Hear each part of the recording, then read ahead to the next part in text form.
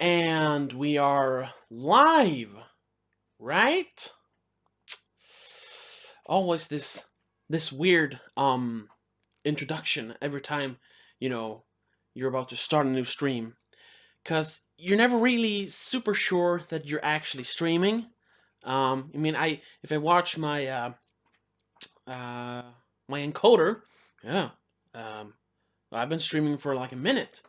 But if I look at YouTube, it's well, now I can actually see that I'm streaming.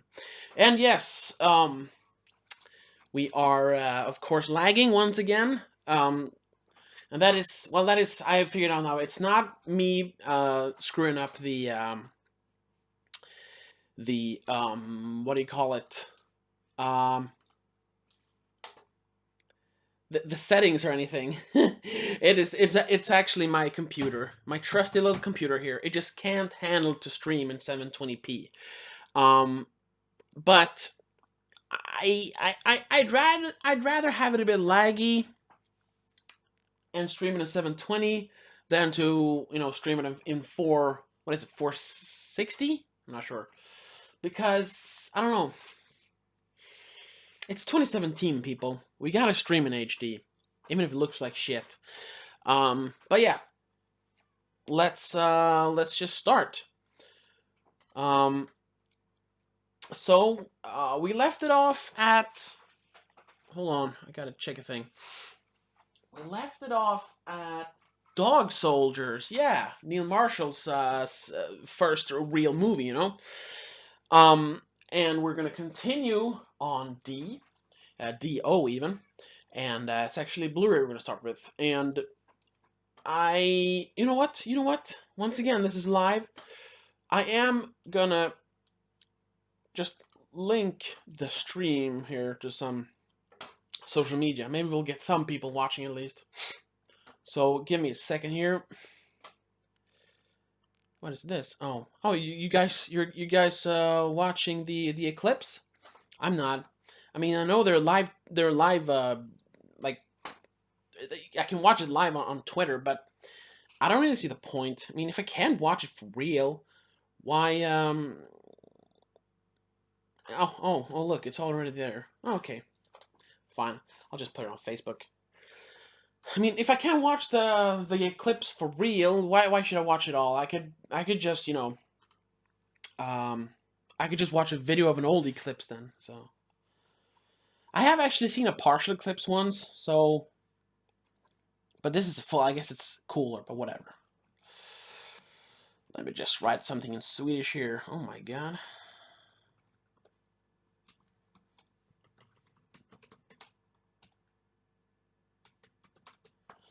Sorry about this.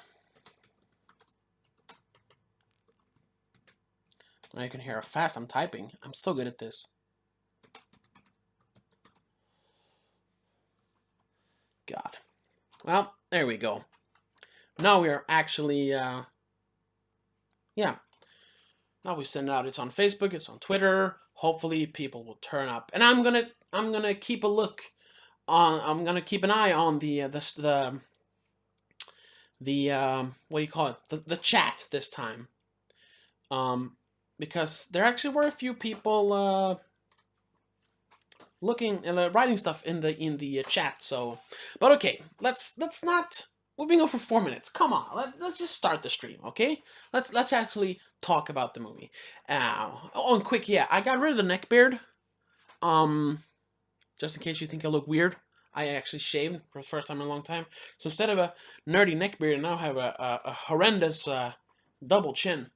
But hey, it's on its way out. So let's just start here. So the first movie of this episode is, oh Jesus, Don John. Yeah, I don't know what you think about it. I actually kind of enjoyed it. It definitely feels like a first time director doing it, because it's Joseph Gordon-Levitt's directorial debut. But I thought the script was interesting and funny, and both Scarlett Johansson and Joseph Gordon-Levitt does some fine acting. So a pretty good movie. A bit forgotten, but hey, What do what do you want? After that, we have Donnie Brasco on an old DVD. This is actually once again from the time when I discovered Johnny Depp. If you remember that, I was talking about discovering Johnny Depp in like 2003, 2004. So yeah, like I said, once again, I just bought every Johnny Depp movie I could find. So this is a really, really, really good one. It's one where he doesn't really play crazy, well, for the most part. So if you want to see like a more reserved, more reserved acting from Johnny Depp, check this out. After that, we have another Donnie movie. It's Donnie Brasco. This is yeah, it's the Ultimate 2-disc edition. It has the director's cut on it, which I'm not really super fan of. It doesn't really add too much. It I actually prefer the original cut, but I think it's because I've seen that the most. So I guess it's just personal preference. Like one of the first cult classics I ever saw. It's really weird the first time you watch it. I haven't seen it in a long time though, but I know that this is one you can actually figure out if you just watch it a couple of times. Then we have Dope. I bought this to celebrate that I got a new job early last year. I heard a lot of good stuff about this, but I don't know. It was good, but it didn't really feel. It didn't feel like it had a. No, it felt very anticlimactic. But you had good central performances. It's a pretty funny movie, but overall, the anticlimactic ending kind of ruined it for me. After that, we have another classic. It's one of the original film noirs, as they call it. I'm pretty sure they call it that. Yeah, they call it the first and foremost film noir, Double Indemnity. Once again, I'm not a super big fan of this one. It's pretty good, but it's something with old movies, man. I mean, oh my god, that sounds so plebeian of me, but but yeah, there's just something about some old movies that rub me the wrong way, and this one, I mean, it's pretty good. Fred Merm and Barbara Stanwyck do a good job in it, but the not the pacing, but the I don't know, it's kind of slow moving. I guess it's a noir, so it should be slow moving. But anyway, So after that, we have Down Terrace. Yes, it's Ben Wheatley's first movie. I actually recently bought this. Yeah, this is a DVD. I've been trying to find it on Blu-ray, but it's hard to get it in Sweden. And I'm not big on importing movies. It's pretty expensive, and most movies I want to import are from America, and I can't play American Blu-rays yet because that is also a very expensive machine to buy. But I'm working there. So finally I found a pretty good DVD. So my Ben Wheatley collection is almost complete. I just need High Rise, and I have all the movies he has released so far. So I haven't watched this though, but I've heard a lot of good stuff about it. Movies over here. Sorry. After that, we have Bram Stoker's Dracula, or I guess you would call it Francis Ford Coppola's Dracula. This one I thought was really creepy when I was a kid, because I was a kid and this is not a very kid-friendly movie. Watching it now, it's pretty good. You have great performance by oh my god, what's he called? Gary Oldman. But other than that, it's more of a technical marvel, like costumes and sets and camera work and makeup. But the actual movie, I mean, there are better versions of the Dracula story. But this is probably the prettiest version of the Dracula story. I think my personal favorite is Dracula 2. I'm just kidding. No, this is not my personal favorite. But this yeah, this is Dracula 2001. I don't think it's actually released in 2001. I think it was released in 2000. Not sure. No. Yeah, it was released in 2000. So they were really, I don't know, banking on longevity there. But me and my friend were really into this movie when it came out, or I guess we were like 12 or 13 when we saw it. So it was a couple of years old. But I don't know. I mean, it's fun, and if you're like if you're a budding teenager, this is a cool version of Dracula. It's not your daddy's version of Dracula. Hmm. Porn? I'm sorry. But I mean, yeah, it was a cooler version of an old, dusty vampire story. So we really dug it back then. And you have Gerard Butler in an early role as Dracula. And I think that was like what initially drew me to 300 because I like Gerard Butler as Dracula. So I'm like, oh, he's going to be in some sort of action movie? Yeah. And you know the story about 300. I told you last time. After that, we have Drag Me to Hell. This was Sam Raimi's like triumphant return to horror cinema, and it is fantastic. I haven't seen it in a while, but it is like the epitome of Sam Raimi-ness. It just oozes Sam Raimi's style, pacing, and gore. Even if some of the gore for some reason is digital, it's just ridiculous. But I think he was like, because he's more of an efficient director than he is a passionate director. You notice this if you watch the commentary tracks for Evil Dead. So I'm pretty sure he did the the digital effects instead of physical effects for efficiency. But nevertheless, great movie. You see this? It says 5 down here. See that? It says 5. That is from one of Sweden's biggest like morning newspapers. It's called the News of the Day, eller Dagens Nyheter. And they, well, back then, like 10 years ago, they rarely gave movies a 5 out of 5. So when I read that they actually gave this a 5 out of 5, I was like, I was sold. I just went and saw it right away, and I loved it. Okay, we gotta go faster. Remember, we gotta go faster. Oh, Dread in 3D. This is one of the very few movies that are actually better in 3D than 2D. If you ever get the chance to watch this in 3D, I mean, it's not in theaters anymore, but you really need to watch this in 3D. This is an amazing action movie. It just knocks it out of the park. It does everything a good action movie is supposed to do. And some just mesmerizing slow motion scenes in 3D. It is a work of art. No, I'm serious. It's a work of art. After that, we have Drinking Buddies. And you want to know something interesting? This actually has something in common with Mad Max. I almost said Beyond Thunderdome. Mad Max Fury Road. You know what that is? No exposition. This movie is actually told with very small amounts of exposition. The story and the characters are, developed and told, or the story is told and the characters develop through casual conversation between these 4 buddies. And it actually works quite well. I watched it like last year, and I was really, I bought it in like 2014, I think. It's released in 2013. Yeah, so I probably bought it in 2014. And I watched it back then, and I thought, it was pretty good. I didn't really realize it back then. But then I watched it again for some reason. I think I just, put it on, to watch a movie. And I realized that there is no expository dialogue in this, or very little at least. And it actually works. It's a great little indie movie. You should check it out. And after that, we have Drive. This is a movie told without any dialogue at all. No, I'm kidding. But it's very sparse on dialogue, very sparse on movement. It's very sparse on everything except for style.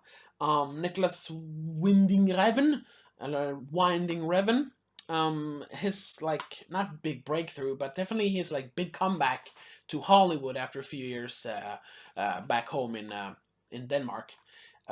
Amazing movie. Like I said, very stylish, but not really style over substance. There is a lot of substance, even if style takes over from time to time.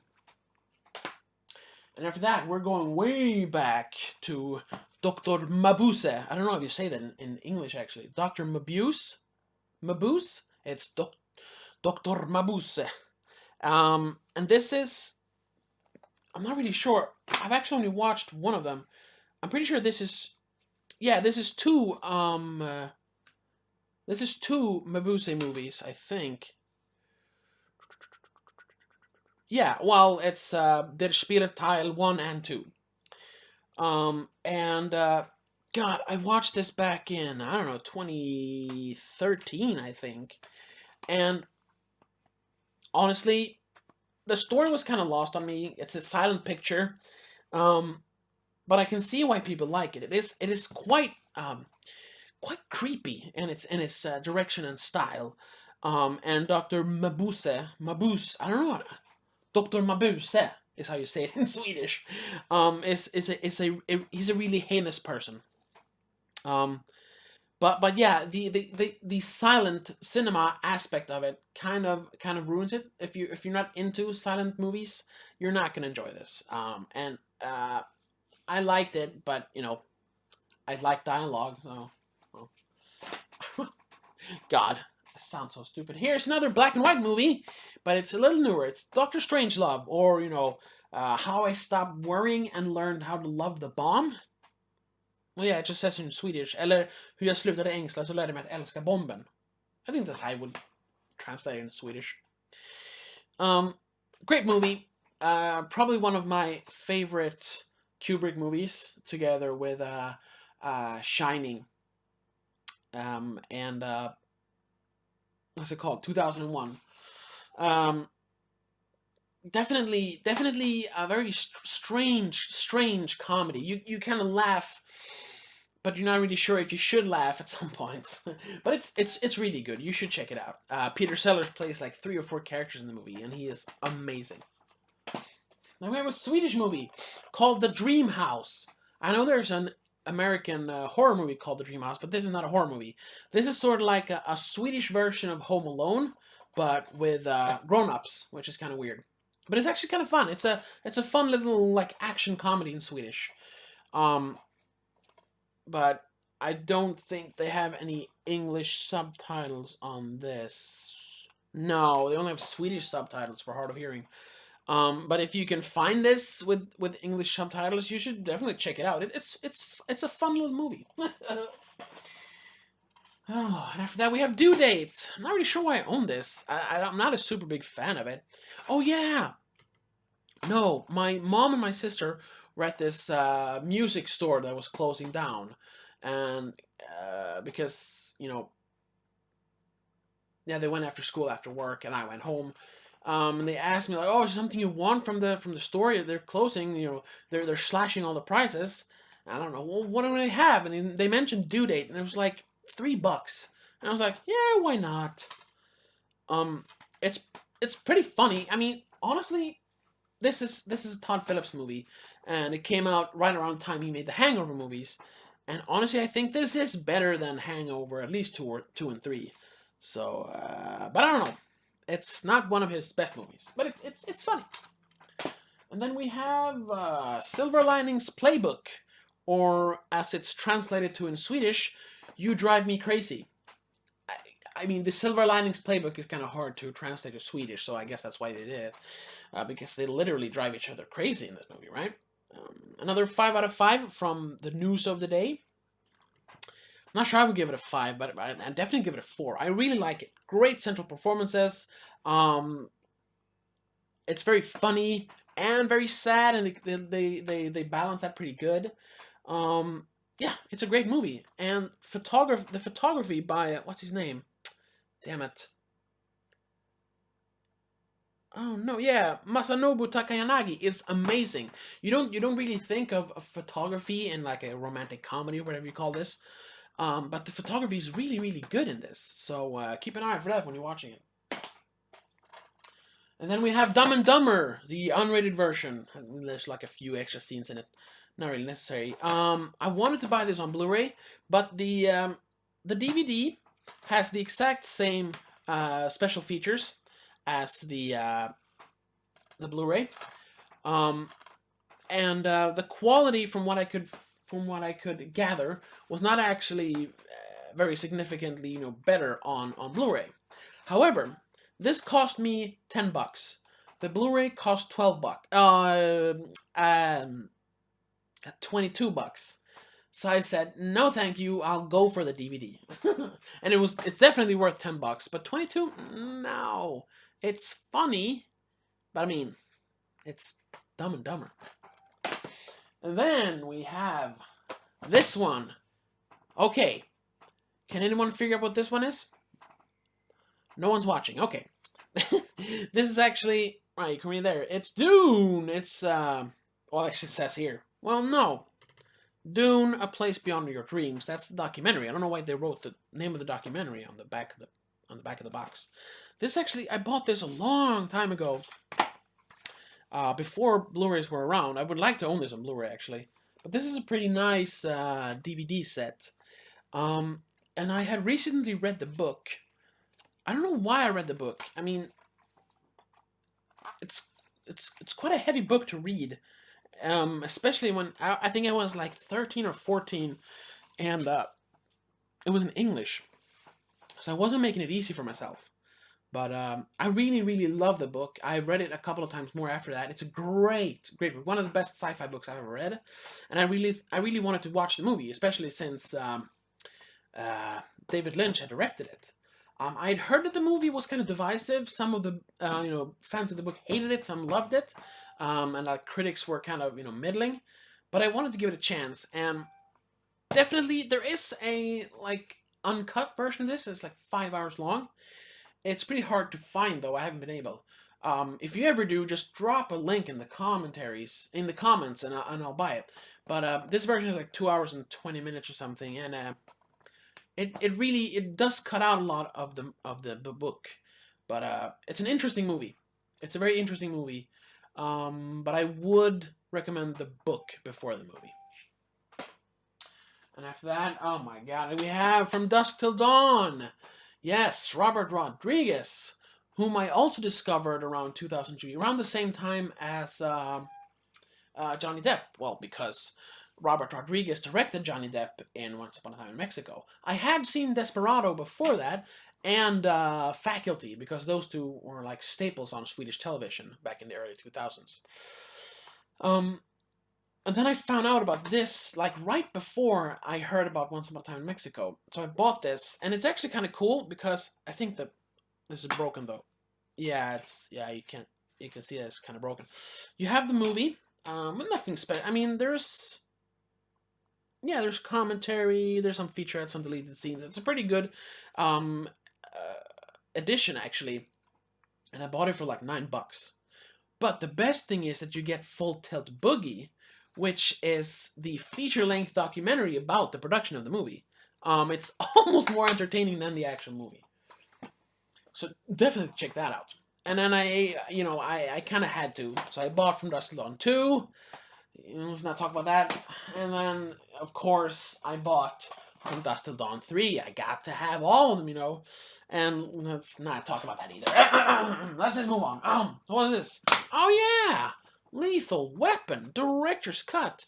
Once again, a Director's Cut you do not need. You could just watch the original. It's almost better. Yeah, like one of the... I guess you wouldn't call it one of the original Body Cop movies, because you had 48 Hours before that, and there's probably a lot of them that I can't remember right now. But this was like what defined the buddy cop genre back in the mid-80s. And Mel Gibson gives one of his best performances in this movie. Yeah, it's just a little action movie, but he brings his fucking A game in this one. Great action movie, great buddy cop movie. It's just, it's funny, it's exciting, it's fast-paced. It has amazing score. By Eric Clapton. It's an amazing movie, especially if you like action. And then, of course, I have Lethal Weapon 2. Not as good as the first one. Not as solid performances. The script is more muddled. It feels a bit repetitive. It's still pretty good, but it's nowhere near as good as the original. And the next one would, well, yeah, you can assume that it's not Lethal Weapon 3. I do not own the rest of the Lethal Weapon movies because, frankly, you don't really need the other ones. You could just watch the first one over and over again. It's much better. So this is actually a Norwegian movie called Dead Snow. Oh my god. Am I going to get demonetized? Am I a literal Nazi now? Jeez, let's just cover that up, huh? No, it's a Norwegian horror comedy. About Nazi zombies. Yeah, this was before the Nazi zombie craze had, properly started. So it's basically like your typical slasher movie. A bunch of teenagers go up to a remote cabin in the Norwegian mountains. For some, they're gonna do some drinking, they're gonna do some partying, they're gonna do some, the other stuff. But they find under the floorboards in the cabin, they find a box of stolen Nazi gold, and unfortunately that gold is cursed. So when they touch it, Nazi zombies wake up from underneath the snow. It's actually pretty fun. Great gore, great music, and yeah, just a lot of fun if you like very bloody movies. And after that, we have a Swedish movie, Död vid ankomst, or in American, I almost said, in English, Dead on Arrival.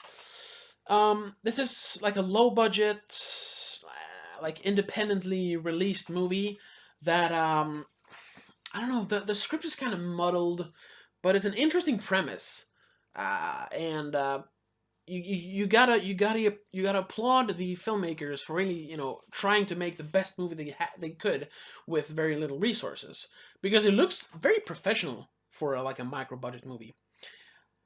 And yeah, so at least you gotta applaud them for that. But overall, it's kind of generic, kind of standard, and a bit muddled. And I don't think they have. Yeah, they actually have English subtitles. So sure, if you find it, check it out.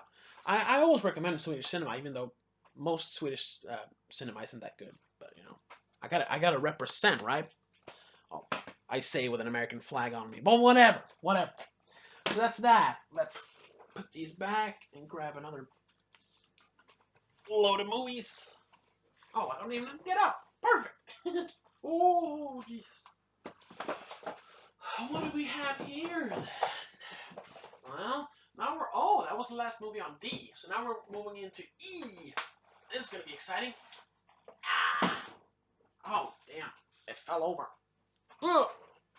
Ugh. What do we have then? Ooh, they're dusty. We have Eaten Alive. Yes, another cannibal movie. And I'm not even a fan of cannibal movies. Honestly, I bought this because another friend, not the friend I bought a bunch of movies of, but or the one friend I bought his entire movie collection out of. But this was from a friend who was he was kind of strapped for cash. He was selling off some movies he didn't watch anymore. So I bought this because I don't know, I wanted to watch some gore, but it's not that good. I never really got the whole cannibal exploitation genre. I'd rather go for like zombies. That's more fun, I think. So I don't know. This is probably most known for Jeanette Ågren, or Janet Agren, we probably call her, which was a Swedish pinup girl who had her first big role in this movie. I actually call it her most tasteful role. Ha ha ha ha! Because she gets eaten alive. So, whatever. I mean, if you're into cannibal movies, maybe you'll like it. I guess it's kind of a classic. But if you're only into gore, you can skip that one. Watch a zombie movie instead. Then we have Eagle Eye. Yes, another Shia LaBeouf movie. This one isn't that good though. Yeah, I know they have like the tin box and all that, but actually, it has 0 special features. A very boring and bland disc. They only they sold this in a tin box mainly just to get rid of it, to make it look more exclusive than it is. And honestly, it's kind of boring. I have never finished it. It's I don't know. I should finish it sometime, because you can't really criticize something if you haven't watched all of it. At least not movies. Yeah. I don't know. The first half hour, 40 minutes is kind of boring. So after that, I don't know. Maybe it gets better. Who knows? Faster, faster, faster. Edge of Tomorrow, or Live, Die, Repeat, or All You Need Is Kill. One of the best sci-fi movies of recently. Tom Cruise in a very un-Tom Cruisey role for once. And actually pretty good work of you do pretty good work with 3D. And once again, Emily Blunt in a very underrated sci-fi movie. Maybe she's like into sci-fi. That would be so awesome if she is. You've probably heard about this. It's the one where Tom Cruise dies over and over again. He has to relive the day he dies, to like figure out how to stop an alien invasion. It's it's quite the movie. Um, it's it's one of the more exciting movies I've seen in recent years. So definitely give this a watch if you haven't. After that, we have Edward Scissorhands, one of like two Johnny Depp movies I had seen before I really like knew who Johnny Depp was. I did, however, buy this once again in like 2003 or 2004. It has a lot of good special features on it. Like it has two commentary tracks, one by Tim Burton and the other by Danny Elfman. Sorry, the composer of the music. And you know, it has a Spanish TV ad for some reason, and some interviews, some trailers, a pretty good featurette if I don't remember it wrong. It's pretty long actually, and yeah, this is a really touching little, you know, kind of Frankenstein-esque movie. You've probably seen it, but if you haven't, you definitely check it out. It's a real tearjerker. And another Johnny Depp movie, Ed Wood, probably one of his best performances, and definitely one of Tim Burton's best movies. It's a biopic about the worst director of all time. Well, that's Johnny Depp. He's not the worst director of all time. He's a pretty good director. But he's playing Edward D. Wood Jr., the guy who made, we talked about one of his movies. Hold on. Where did I put it? Here. He's the guy that made, he made Bride... No, that was the wrong one. Sorry, he did not make Bride of the Reanimator. He made Bride of the Monster. You know, we talked about that? He's also mostly famous for, of course, for Plan 9 from Outer Space, but we're going to get to that later. This biopic, however, is a very touching portrait of one of the most passionate directors of all time, and also one of the worst directors of all time. You should definitely check this out. Amazing performance by recently deceased, rest in peace, Martin Landau. And he plays Bela Lugosi. He actually plays a better Bela Lugosi than Bela Lugosi did himself. Thank you. Ooh, after that, we have El Dorado, or The Road to El Dorado. Funny story about this. The English voices are Kenneth Branagh and, what's his name? Kevin Kline. Which I don't really see them as like a power couple or anything. I don't know if have they made any movies together? I don't know. However, in Swedish, the voices are those of Fredrik Granberg. You don't know who Fredrik Granberg is. And Peter Settman. So that makes very little sense to you. However, Fredrik Granberg and Peter Settman are like two of the most like iconic, I don't know what you call them, comedians? I guess you call them comedians in Swedish television history. They made some of the funniest Swedish television shows of all time. And they're quite the radarpar. I don't know how you translate that to English actually. Yeah, they're like a real power couple. So that they actually got them to play this power couple. It's just a stroke of goddamn genius. So like I said, very irrelevant to you, but if you're Swedish and you haven't seen this one, definitely watch this in Swedish. Very few times I prefer the dub over the original language, but this one, ooh, it's so much better in Swedish. After that, we have a documentary, Electric Boogaloo, the story of Cannon Films, or Cannon Group? It's Cannon Films, one of the worst film production companies of all time. They basically made every bad movie you've ever seen. You have Masters of the Universe, you have Superman, I think they made Superman 4, the bad one. They made all the Death Wish sequels. They made Missing in Action and a bunch of other Invasion USA, a bunch of other Chuck Norris movies. They had a few hits, though. I mean, they did Texas Chainsaw Massacre 2, They also did Runaway Train, which actually won Oscars. And, you know, they had their moment to shine, but mostly they're known for making dime a dozen pieces of shit action movies. But it's a really interesting documentary, and a look at two of the most delusional Hollywood producers of all time. And, you know, they termed the subtitle Electric Boogaloo, because they actually put that on one of their sequels. I think it was Breakin' 2. Yeah, Electric Boogaloo, which is kind of a sequel meme, at least among cinephiles. Whatever. They actually they're called Golem and Globus. The two guys. They're from Israel, I think. Oh no. Sorry. Um,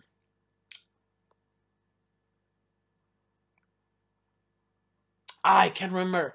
But they're from not Israel. Oh, whatever. But they came to America and they wanted to make, you know, great American movies. And, you know, after they went bankrupt and stopped making movies, and this movie came out about them, they saw this, or they heard about this, and they actually produced their own documentary called like The Golden Boys of Hollywood, where they did a very like skewered version of the story about their rise and fall, to kind of counteract this movie. And they actually managed to release that before this one.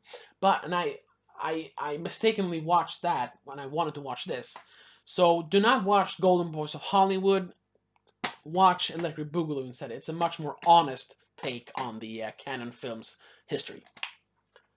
Gotta Go Faster. Another David Lynch movie, an early David Lynch movie, The Elephant Man. This is also one of those movies that really hinges on the central performance by John Hurt. Amazing performance. And just gorgeous black and white footage, cinematography. And actually, the ending of this made me cry. Yeah, I actually recently watched it for the first time this year, I think. And here we come to a movie that I, for a while, called the best movie I've ever seen. It's Elf. It is not the best movie I've ever seen. However, it is like my second favorite Christmas movie of all time. I'm a pretty cynical guy, or I probably would call myself a realist. But whenever I feel like just being happy, I watch this movie because it is unapologetically happy and upbeat, and it's just a ton of fun. It really made me feel happy inside when I watch it, and when I watched it for the first time. So yeah, I really love this movie. But I only watch it at Christmas. You gotta remember that. And here we have the El Mariachi trilogy, which consists of course, El Mariachi, Desperado, which come on one disc. Absolutely deplorable. Ugh. And then, of course, you have Once Upon a Time in Mexico, the movie that made me discover Johnny Depp. I used to have these on DVD, which are basically the same, but, you know, with DVD quality. And I was kind of hesitant to switch them to Blu-ray, mainly because you get the first two, like I said, on one disc. That is just terrible. What the hell? I mean, one sleeve is bad enough, but at least put it on two discs. But yeah. I mean, I wanted to see if the movies looked any better in HD, and they kind of do. But here's an interesting one that I found like 10 years ago in Spain. It's actually like an unauthorized sequel to El Mariachi, which came out 2 years after Desperado. Robert Rodriguez was not involved in this. However, the guy who played the original mariachi, Carlos Gallardo, who went on to produce the Desperado and Once Upon a Time in Mexico. And he still does some work here and there, but, you know, he's not a big star anymore.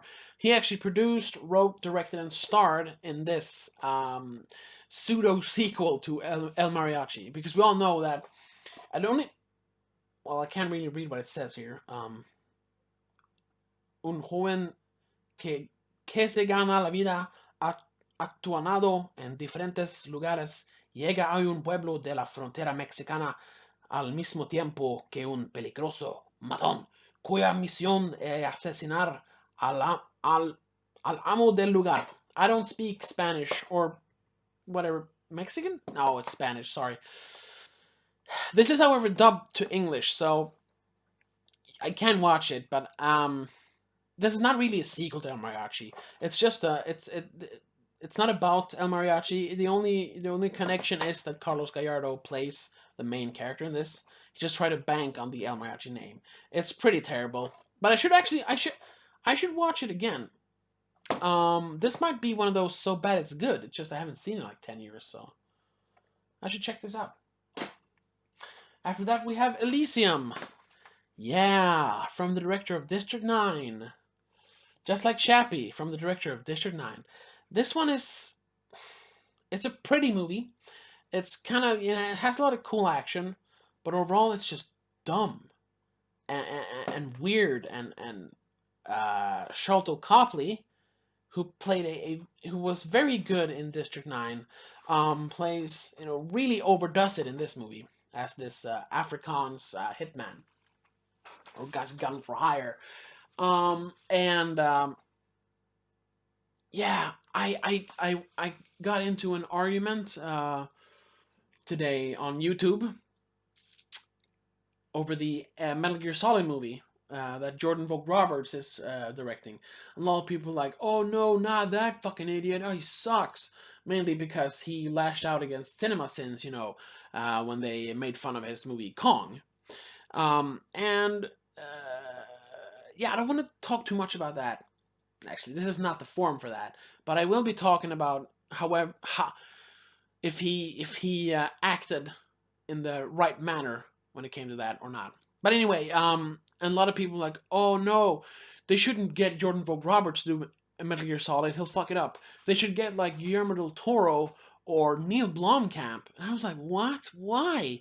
He's made one good movie and it's got successively worse and worse after that. So this one is, yeah, skip this one. Well, you can watch this. It's kind of cool sci-fi action, but you can skip Chappie. What? Whatever. What? Hold on. I just thought of something. Whoa. Well, it's...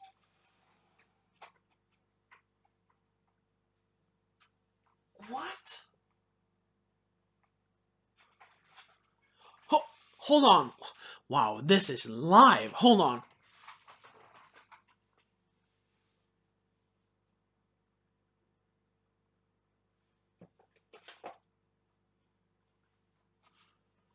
Did we talk about District 9? I guess we did. I just can't remember it. Sorry. I just got into my head that we didn't talk about District 9 in the last episode. But I guess we have to because it was there. So, let's move on then. Oh, come on. The end of the tour. I bought this at the same time as I bought Dope. And I haven't actually watched this one yet. Yeah, I bought it a year ago and I haven't watched it yet. I've heard it's supposed to be pretty good, but I just, I haven't gotten around to it. I really like Jason Segel, and I actually like Jesse Eisenberg, so I probably should like this, but I just haven't watched it yet. Maybe I will. Sorry. Then we have Denis Villeneuve's Enemy, the movie he did. I think he technically did this before Prisoners, but Prisoners came out first, and it got all the attention. So then they kind of released this from the director of Prisoners. Really weird movie. Not sure I fully understand it. There's a lot of stuff going on in this movie. A lot of symbolism and things I haven't fully grasped yet. I have watched a couple deconstructing the symbolism enemy and stuff. And I don't know. I would like to watch this again and really sit down and analyze it, because it is a great movie, but it kind of, at least me, it kind of loses me after a while. But it's good, and Jake Gyllenhaal does some very fine acting in it. After that, we have Enemy of the State. Yeah, one of those quintessential late 90s like the internet is dangerous thrillers. Really good stuff. Really good stuff. Probably my favorite Tony Scott movie. Haven't watched this in a while. I really should. What do we have then? Another Christmas Carol. This is the Jim Carrey version made by Robert Zemeckis. This one's pretty good. It's a bit over the top because it's Robert Zemeckis and it's his wacky computer animations. But it's pretty good. I would like to watch this in 3D, but that was like double the price of this one, so I just bought this instead. But it's a Christmas Carol. It's not my favorite version, but it's a pretty good one. After that, we have, yes, Home Alone, my like fourth or fifth favorite Christmas movie of all time. I mean, if you haven't seen this, what's your problem? If you're born in the if you're born in the late 90s or earlier, you owe it to yourself to watch this. And of course, you owe it to yourself to watch the second one as well. Not as good as the original. And I can see why people criticized it when it came out, because it came out only a year later, and it's basically the same movie, just in another city. But as a kid, when you're watching these like back to back, because you got them both, like I did, ooh, amazing. Amazing stuff, okay? Amazing. But if you're only going to watch one, watch the first one. After that, another vampire movie. It's Interview with a Vampire, or The Confessions of a Vampire, as they would translate it in Swedish. Which makes sense, because he's confessing in this interview, so... I haven't watched this in a long while, but I really like it. I wish Neil Jordan would direct more movies. He really grasped the sense of style that this movie needed.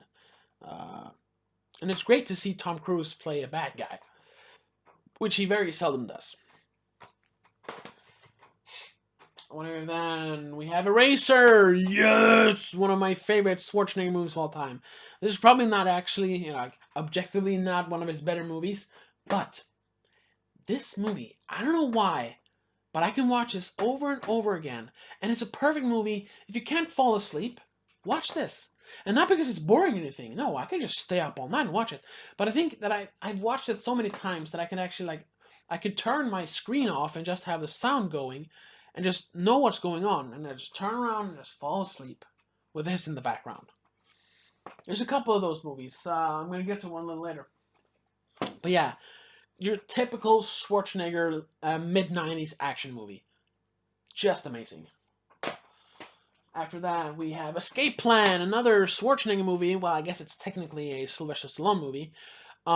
This one didn't get as much attention as it deserved. It kind of came out in the wake of Expendables 2, when Stallone had kind of a resurgence. But this is a bit more subversive than your average Stallone Schwarzenegger action movie. The ultimate action team-up, I don't know, it's more of an action thriller, I would say. But it's actually a lot of fun. Directed by Michael Hofström, or Mikael Hofström, and he's not like your average, he's not really an action director, so I guess, he brings a more dramatic eye to an action movie, which is kind of fun to watch. And after that we have, what the hell is this? Oh, well, it's E.T. It's a big version of E.T. with I think that's that's a soundtrack, I think. And here's the original version, I think. And then we have the 25th anniversary, the one where they removed all the weapons and replaced them with flowers and walkie-talkies. This is actually kind of a nice addition. It has a lot of behind-the-scenes featurettes. And I would like to buy this on Blu-ray, but I kind of like this box, and a movie from 1982 doesn't really have to look better than it does on DVD, right? Right. Also, I mean, it's E.T. If you haven't seen E.T., what's your problem? Go watch it. What do we have after that? Eternal Sunshine of the Spotless Mind. This is really good. It's by, what's his name? Michel Gondry, a French guy. a French guy. First and foremost, a music video director who made the Science of Sleep movie. Um, this one's definitely better. I didn't really like Science of Sleep. It was too pretentious. This one is really good though. Really good drama about, not wanting to forget things you probably should forget. I don't know. It's weird. And then we have, this is my all-time favorite Christmas movie. It's National Lampoon's Christmas Vacation, or this is a weird one, but I gotta tell you, the Swedish translation of the title is a pear, the fruit, a pear of a father celebrates Christmas. I don't know why we have like this expression in Sweden where we call our parents pears, the fruit, like a couple of pears. And it's kind of like, mina två päron. Instead of saying my folks, you say my parents, or you say, oh, it's my folks back at home. Oh, mina päron. It's kind of like a slang like that. But that sounds very weird. I know. And after that, we have, Exit Humanity. Oh no! Damn it! Well, I guess I'm a slave owner now. Sorry. Demonetized. Removed. Community strike. Antifa's gonna bust on my door any second. Let's just turn it. This is actually I'm sorry. This is actually a zombie movie, like a zombie apocalypse movie that takes place during the Civil War. Not as much fun as that sounds, actually. It's kind of boring. It's kind of a low-budget movie, which really it really shows. But they do have Brian Cox doing the narration for the movie, so I guess that's something. But it's kind of boring. The lack of production value really shows in this one. Okay. What do we have next? Well, let's see here. Oh, damn it. Hold on. I got it.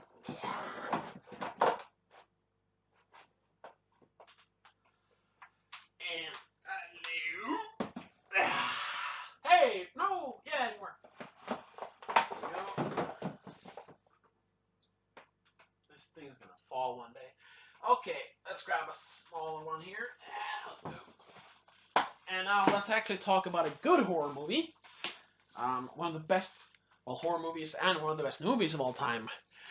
The Exorcist. Oh, did you see all that dust? Damn it. Yeah, I don't watch this a lot. It's kind of scary. This is like, wow. One of my favorite movies of all time. Definitely one of my favorite horror movies of all time. And I found this Blu-ray edition that is really nice. Well, first you have the movie, of course, with 3 discs. You have the original theatrical trailer edition and the director's cut, and then you have the bonus disc, which has a lot of the stuff. When they sold the director's cut, I don't know if you remember, like back in 2000 2001, when they re-released it in cinemas as a director's cut, the scariest movie of all time, coming back to cinemas. They released this really nice looking 2-disc DVD, which was this version of the movie only, and this bonus disc. They have, however, put a bunch of extra interviews, especially like a long interview with William Friedkin about the process of writing the book. And it's actually a really good look inside the production of the movie and the book. And then you get a little letter from William Friedkin about this edition. And you get, I'm not sure this is, no, that's kind of stupid actually. It's a memoir about William Friedkin, but it's, you see, it's very thin because it's just an excerpt. It's not the entire book, which is like, why do you want to have this little thing? Even if I like this and I buy the thick version, as you see here on the picture, am I just gonna throw this away because I don't want 1.5 copies of the movie? But if I throw it away, this box is gonna look a little empty. It's gonna be like this. like that. This is stupid. But I don't know. The movie stuff is good though. I don't own the book, but I want to buy it because that little excerpt is very exciting, very exciting. But yeah, if you haven't seen this, it's another one of those. You kind of gotta see it if you like horror or if you like movies in general. Check out The Exorcist. You can skip to two others. I've heard the third one is kind of good, but and then I don't know if you watched my latest episode of Please Don't Make a Scene, where I talk about the Hitman's Bodyguard. But I mentioned there that I'm kind of a fan of the Expendables movies. Well, I'm more than kind of a fan. I am a big fan. Because I have the oh my god, sorry. I had dinner a couple of hours ago. This is the Extended Director's Cut 5-disc version, multi-combo, 2 Blu-ray, 3 DVD. Oh my god, this is so awesome. Look at this. Ah, this is like, let's just, and then they do some oh, you can't see that. They do some advertisement for the second one there. Ugh, you can skip that one though. But yeah, I mean, Expendables aside, every movie should come in a 5-disc edition. Now, technically, yeah, it looks kind of cool, but really, this is the movie. Oh, sorry. This is the movie on DVD. This is the feature-length documentary called Inferno, Making of Expendables. Great. It's like an hour and 30 minutes. It's amazing. On DVD. And then you have your regular 2-disc DVD extras on this disc. Then you have the movie on Blu-ray and all the special features, including the feature-length documentary on Blu-ray.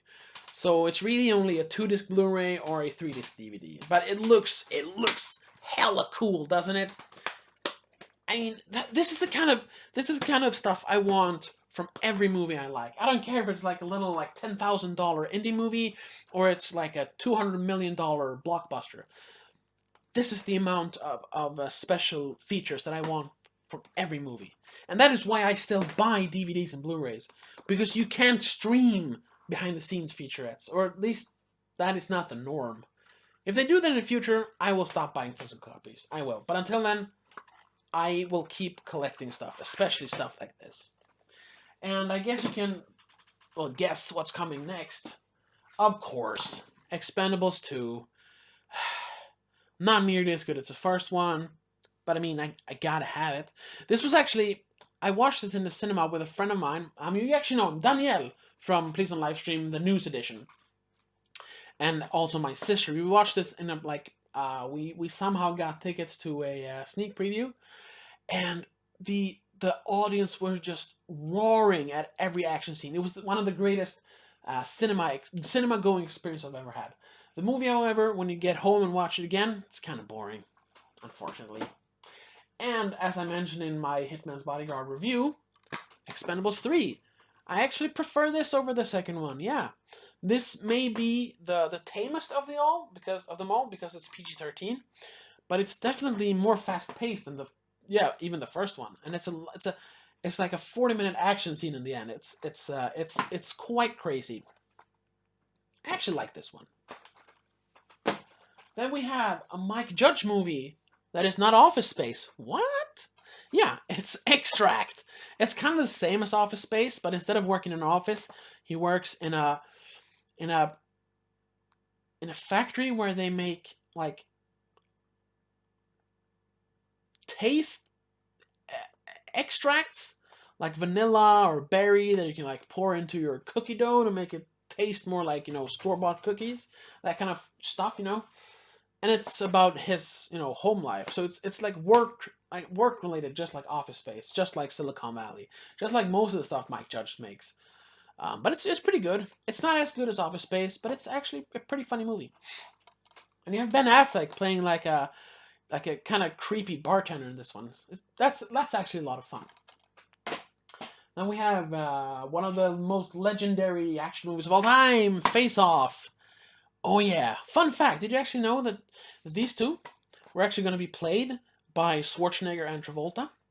Oh, well, Schwarzenegger and Travolta, I suppose. Um, it was going to be their first like real collaboration, but it was not to be. So instead, they got Travolta and Cage for some reason. Nicolas Cage hamming it up as usual.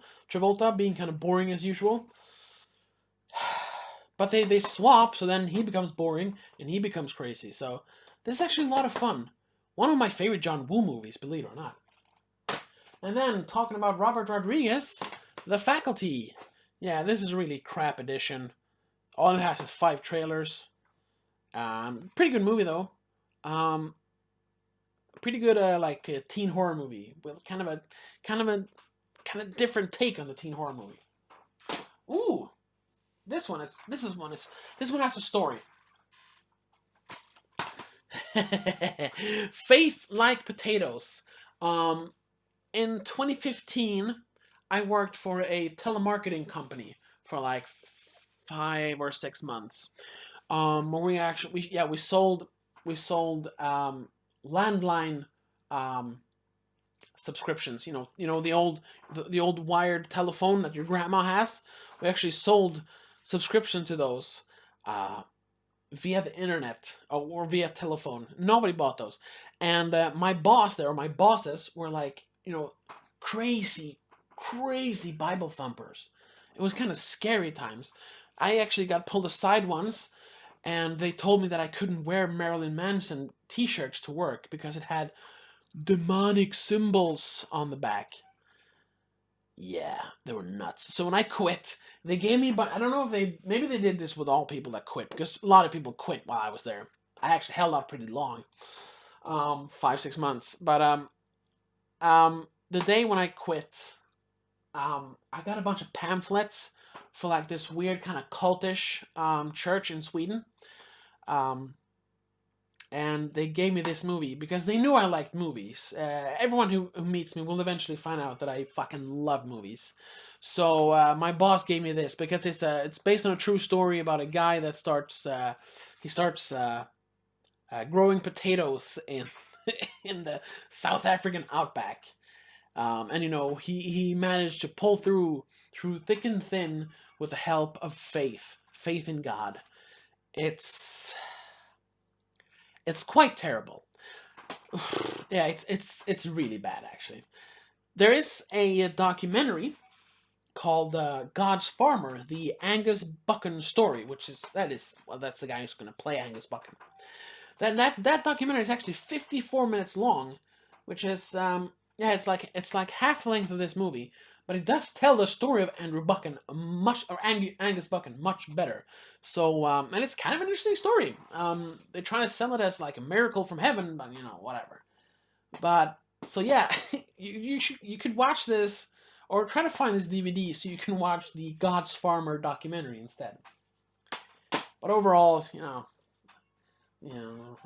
religion and all that, falling down.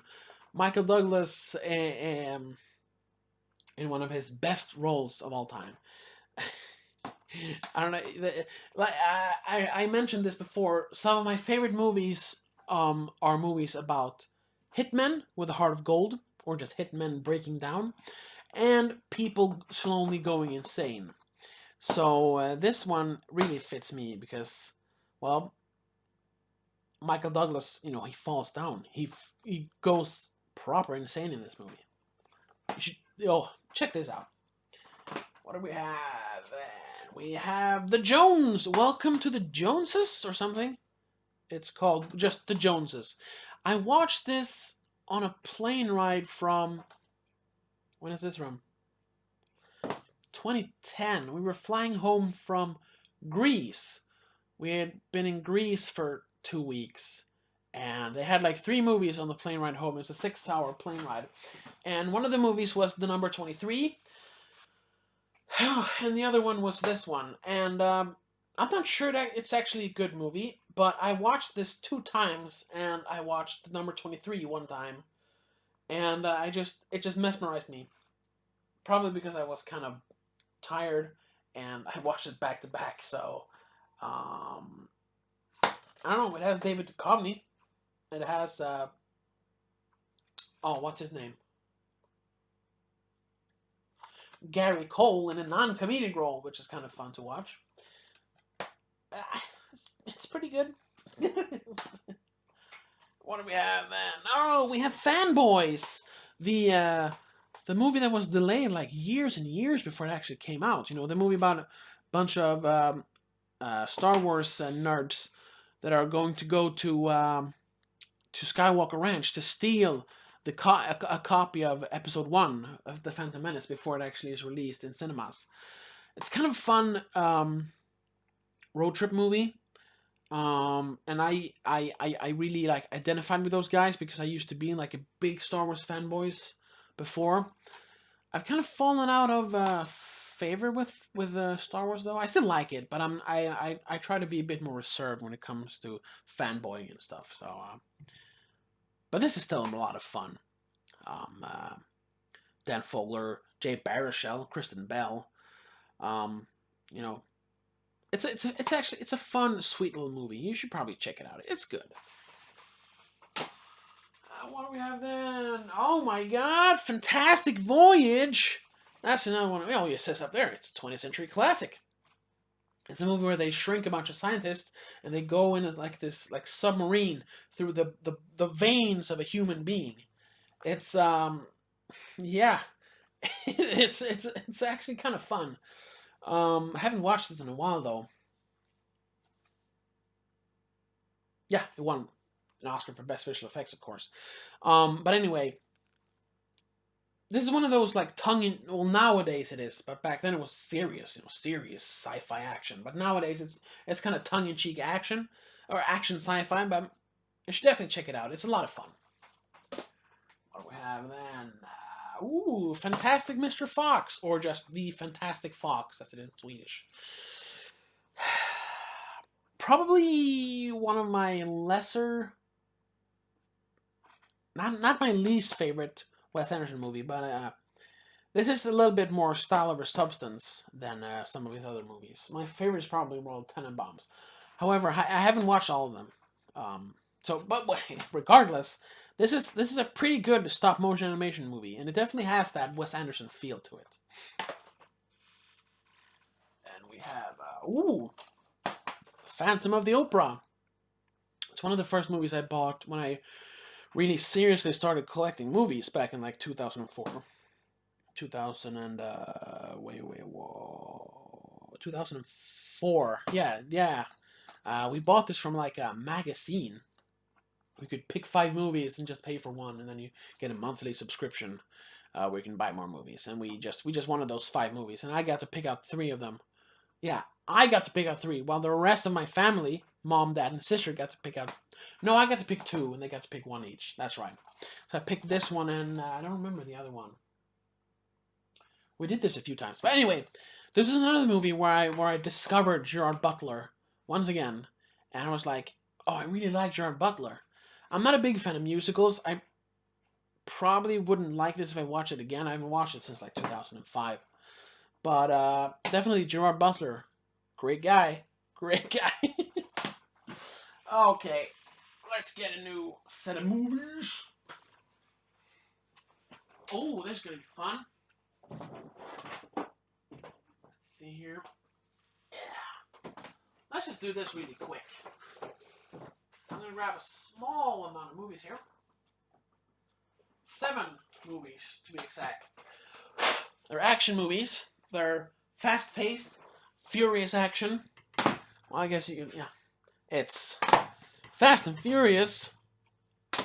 2 Fast and Furious on DVD, yeah. Tokyo Drift. Fast and Furious. The 4th one. Then, of course, Fast and Furious 5.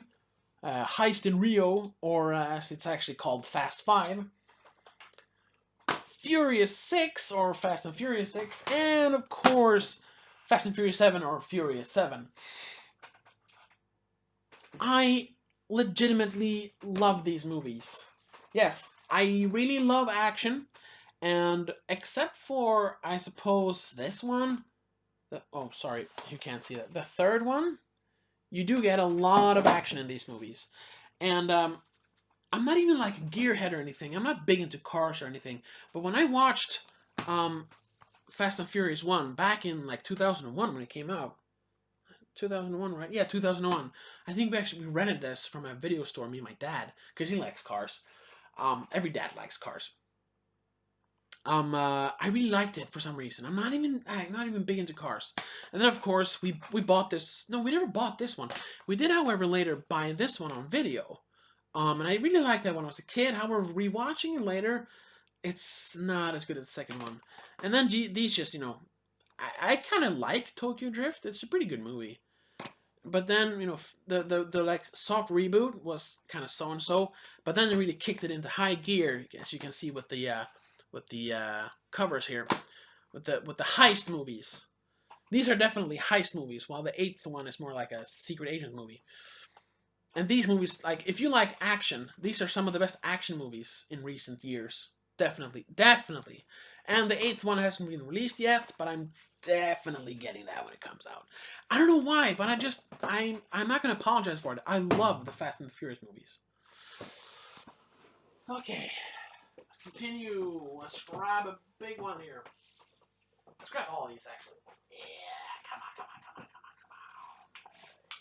on. Yeah. Oh, that's a lot of movies. Ugh. Okay, I'm not gonna pick out all of these actually. Okay, Fast Times at Ridgemont High. This is like one of those like cult classics from the early '80s. The nostalgia is kind of lost on me since this came out, or it takes place like 7 years before I was born. But it's still a good movie and a great performance by Sean Penn. And then we have Frequently Asked Questions About Time Travel. It's one of those British weird little kooky sci-fi movies. It's definitely very, very British. And I don't know. I don't want to spoil too much, but it's one of the best time travel movies I've ever seen. You should definitely check it out. It's not the kind of movie you would think it is, but check it out. Definitely check it out. And then we have Faust, Friedrich Wilhelm Murnau's epic movie. This one I've actually watched all the way through. Yeah, it's a silent movie I watched all the way through because I'm a big Murnau fan. I really like his movies, and this one is just amazing. It has some amazing visuals. I mean, it's definitely dated because it's almost 100 years old by this time. In 1926, it's 91 years old, so it's getting up there. But some of the visuals in this movie is just breathtaking. It is such a beautiful movie. And I don't know. If you can stomach silent films, definitely check this one out. And then we have a movie I'm not really a big fan of. It's Fear and Loathing in Las Vegas. You can barely read it there. This is the really, really nice Criterion edition. Why do I own this? Like I said, I'm not really a big fan of the movie, but this was in my friend's collection, so I got it. Wow, that is a fat cover casing for just 2 discs. But I do like the book more than I like the movie, but I'm not really a big fan of the movie either. The big fan of the book either. I don't know. It's something about its style. I'm not really into gonzo journalism. I should be. It just feels like something I should be into, but I'm not really. But Johnny Depp is good in it, so. And Ferris Bueller's Day Off, also one of those like 80s cult classics. This one is like, I don't know. It's like one of the more quintessential 80s movies. I don't know what you can say about it. It's very like hyper real sometimes. Sort of like borderline fantasy at points. But it's ultimately, just a like teen comedy. I don't know what to say. I can't get stuck on it. It's definitely a classic. You should definitely check it out. Sorry, Gigantic. Oh, if you build it, they will come. It's a pretty good movie. I mean, it feels like it was kind of a joke for a while. Like, oh, if you build it, they will come, and blah, blah, blah. Oh, no, ghost baseball and all that. But if you actually watch it, it's kind of a sweet movie. And Kevin Costner's always good. Oh, yeah. The original Valerian and the City of a Thousand Planets. The Fifth Element. Really fun sci-fi movie. I haven't watched it in a long time. I should really watch it again. This feels though like a movie I should buy on Blu-ray, because this could probably be pretty good looking on Blu-ray. If they have updated it, you never know. But this is a pretty nice 2-disc edition. Yeah. Not my favorite Luc Besson movie, but it's up there. Now we have Fight Club. Every college frat boy's favorite movie for some reason. I mean, I like it as well, but I'm not sure I like it for the same reasons. Great movie though. This is the 10th anniversary edition, so this movie is like 10 years old now. Yeah, almost. Oh, almost. There's nothing to say. It's Fight Club. You all know about Fight Club, right? After that, another fight movie. Not Rocky. It's The Fighter. I don't know what to say. It's good. No, it's a really good movie. It's a really good movie. Mark Wahlberg kind of gets upstaged by Christian Bale, but they both do tremendous work, as well as Amy Adams. It's Amy Adams in kind of not that kind of role you're used to see her in. Great little biopic. Oh, damn it. Here comes one of my favorite horror comedies of all time. The Final Girls. I'm not even going to explain this one. It has a really, really good premise. It's PG-13, but it kind of wants to be like a Friday the 13th or a Halloween. It's definitely, you know, because a final girl is the last girl to survive in one of those slasher movies. So this movie is about a bunch of final girls. But it's kind of an antithesis to your regular slasher. I'm not going to say anything else than that. But if you like horror, comedy, and if you're a fan of slasher movies, you should definitely check this out. It's like one of my favorite movies of 2014, right? 2015, sorry. One of my favorite movies of 2015. And then we have Finding Neverland, another one of my Johnny Depp movies. This is about R.M. Barry. R.M. Barry? J.M. Barry. Sorry. You know, the guy that wrote Peter Pan? It's actually a pretty nice biopic. And once again, it's Johnny Depp playing a pretty straightforward guy. Yeah, I don't know, there's not much to say about this one. It's pretty good. Fire and Ice. Oh, what's his name?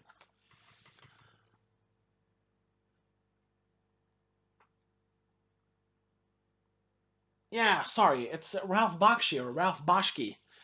He has a very, you know, very specific style of animating. It's all rotoscoped. It looks really cool, but yeah, like on a technical level, this is really a cool Sword and Sandals movie. But when it comes to story and like line delivery and stuff, it's pretty bad. But it's a fun little animated like adult movie. Then we have kind of a obscure little like drama thriller, First Snow, with Guy Pearce. It's about a guy who goes to like a trailer park psychic that tells him that by the first snow, you're going to die. And he's like, oh, you don't know I'm gonna die, and blah blah blah blah. But as the movie progresses, he gets like, oh man, maybe I am gonna die. I should probably figure this out.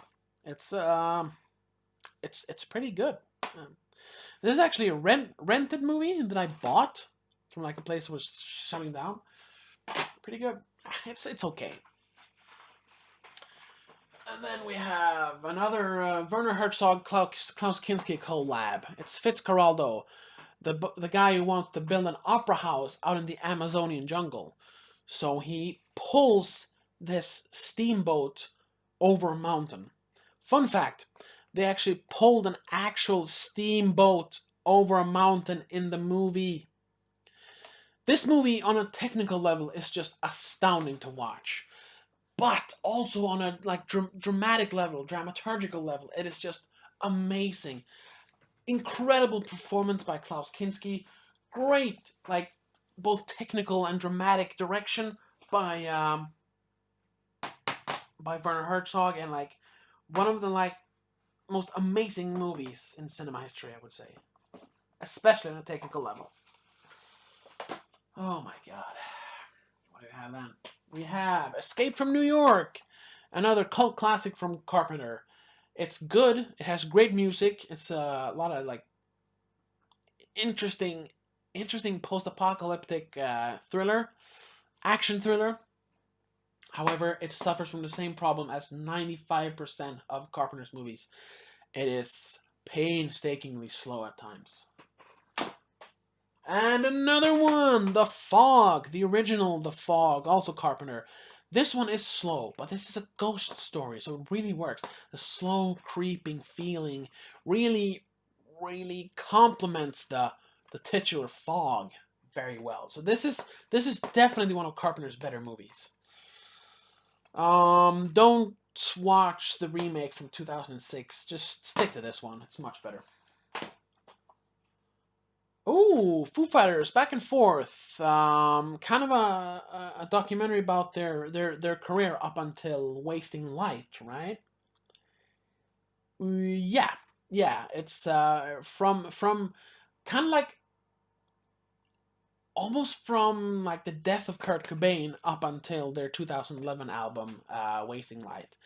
It's a really good documentary. It's pretty long, actually. It's like 2 hours or something. It's 2 hours and 20 minutes even, and it's all about the history of Foo Fighters, the back and forth really. And if you like Foo Fighters like I do, you are going to love this documentary. What do we have then? We have Footloose. I don't like to dance because I'm pretty bad at dancing, but this movie makes me want to dance. This is an amazing movie. I'm not even going to talk about it anymore. If you haven't seen this one, this is required viewing. This is one of the greatest movies ever made. Not joking. Oh, for a few dollars more, we talked about For a Fistful of Dollars, right?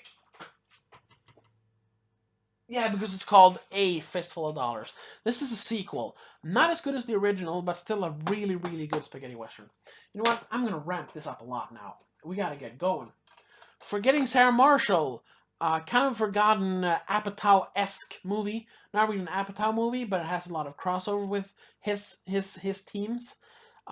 Pretty good, actually. Pretty good movie. Pretty funny. Ooh, I haven't opened this one. For Love of the Game, Sam Raimi's straightforward baseball movie with Kevin Costner. I bought this because I had seen it on TV a few years earlier. I was like, I really want that movie. So I bought that, but I've never opened it. You can hear that, right? It's a good movie, though. I haven't watched it yet on DVD. And we have For Love of the Money. That's another one of my like childhood favorites. I really like Michael J. Fox in this movie. Not as good as I remember it though when I bought this again like 2 years ago. Forrest Gump. I have a friend that doesn't like this movie, and I'm pretty sure he doesn't have a heart. No offense, Christopher, but god damn it, it's Forrest Gump. And then we have The Fountain, one of the most beautiful movies ever made. People didn't really like this one, and I seriously don't get it. It's such a beautiful movie. I showed this to a bunch of friends back when I bought it, and the room, I'd never been in such a quiet room before. Nobody said a single word throughout the entire movie.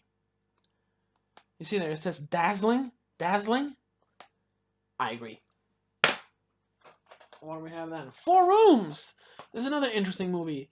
It's kind of part of my Robert Rodriguez collection, because it's 4 short movies that all take place on New Year's Eve in this little ratty hotel. One of them is directed by Robert Rodriguez.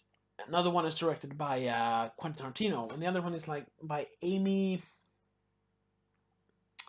Oh, I don't remember the other two directors. It's one called Alexander and one called Amy something. I don't remember. It's kind of a funny movie though. Tim Roth plays this bellhop that has to go around and service all these people. And then we have Foxcatcher, one of the most uncomfortable movies ever made. Um, this movie, it's a really weird like trivia, but this movie has one of the scariest gunshots in movie history. Every time I watch this, I like gasp whenever that gun is fired in this movie. It's terrifying. But it's a really good movie and a great performance by all of these, by Mark Ruffalo, Steve Carell, and Channing Tatum, and great physical performances by Channing Tatum and Mark Ruffalo. Amazing performances. And then we have, oh my God, more Nazi movies. God damn it, Toba. Are you trying to get kicked off YouTube? Oh yeah, it's called Napola. It's really called Napola because that's like an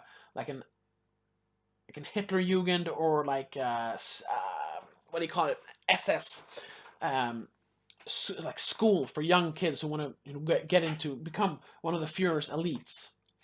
Really uncomfortable movie about how they treated children back then. But it's a really good movie though. You should check it out. And then oh yeah, let's do this now. So let's really fly through the next couple of movies. Yeah, yeah.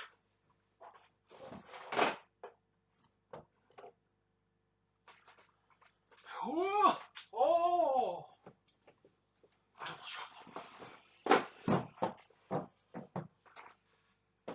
Go. Oh, Jesus. Okay, let's see here now. It should be like this, right? Yeah.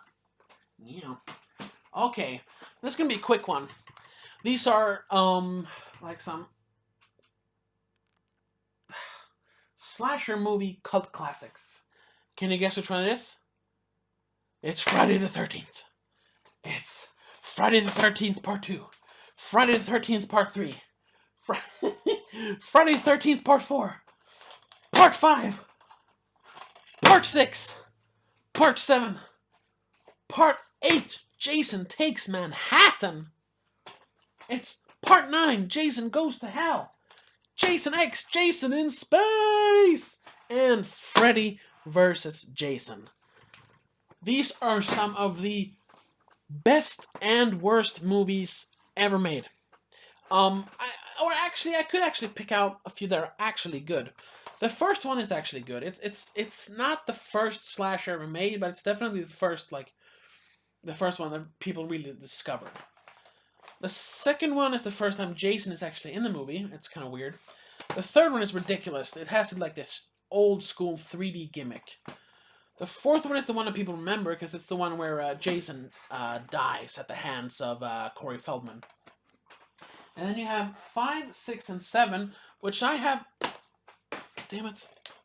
I honestly have a lot of trouble telling these apart. They're like the same movie. They're just terrible. Then we have my personal favorite, which is Jason Takes Manhattan, only for the scenes where he walks through Times Square and like kicks people's stereos over, and you have a big like poster for Tim Burton's Batman in the background. It's really one of the worser, badder Jason movies, but just for those scenes, it's amazing. And then, of course, Jason Goes to Hell, which is like legit kind of cool at points, but has a very weird premise. And then, like, it's Jason Spacin. This is just a gem. And then, remember when I talked about the 51st State and how I discovered Ronnie Yu and how that helped me discover another movie? Yeah, Freddy vs. Jason, directed by auteur Ronnie Yu. Oh yeah, let's put these back. Oh, wanna hint at you. I might actually be doing a little something with this in October. Not for Friday the 13th, but for Halloween. Yeah, should probably watch Halloween at Halloween, but I'm thinking of doing a little live stream event with all these movies. So keep an eye out for that. But that's for later. That's for later. Let's continue. Let's put these back where they belong. That's right.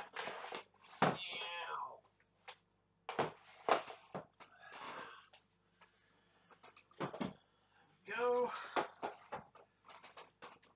And let's do this. Let's do these.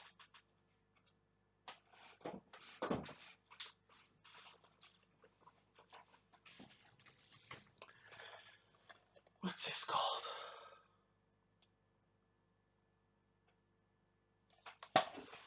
This is like an old school George Clooney movie before he became like the respected actor. The Peacemaker. The Peacemaker. I can't really remember too much about it. It's 20 years old, but I know it has a lot of fast-paced action in it, so it's pretty good. It's pretty good. It's pretty good. After that, we have one of the most iconic action movies of all time, The French Connection. Really, really tight action thriller. It'll have you literally biting your nails at points. Frighteners. Peter Jackson's best Hollywood movie. I do not like, well, just, you know, yeah, whatever you say, this is his best Hollywood movie.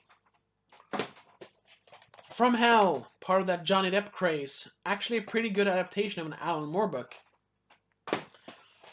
Frost Nixon has one of the biggest oh shit moments in movie history.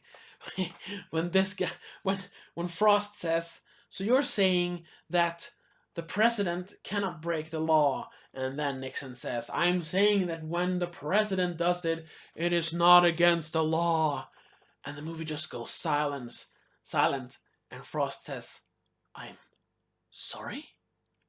And then you just get the look of what the fuck did I do on Nixon's face. It is mind-blowing. That is one of my favorite scenes in all of cinema history. So amazing. Oh, I'm gonna watch this scene later today. I'm not gonna watch the movie. I gotta go to bed soon. I'm gonna watch that scene later. Fury, surprisingly good World War II action. Surprisingly good. I'm not sure what people thought about this, but I actually really liked it. Funny People was supposed to redeem Adam Sandler for all the shit movies he had made up until this.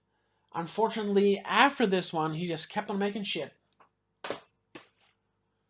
Ooh, Swedish epic, 4 Nuances of Brown. Yeah, that's what it's called.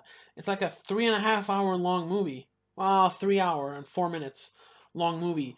Made by this like comedy troupe in Sweden. One of Sweden's funniest comedy troupes. I think there's like one laugh in the entire movie. This is not a comedy. But it's made by comedians. It's quite brilliant actually. It's really weird. It's almost like a CD case. Really weird. But it's a great movie. And there's actually like a mini-series version of this. Because it's 4 stories in 3 hours. But the 4 stories were actually released as a TV series for 1 hour long episodes. And that's almost better than this one. Born on the 4th of July. One of the like better Vietnam movies out there. Gamer, by the guys that made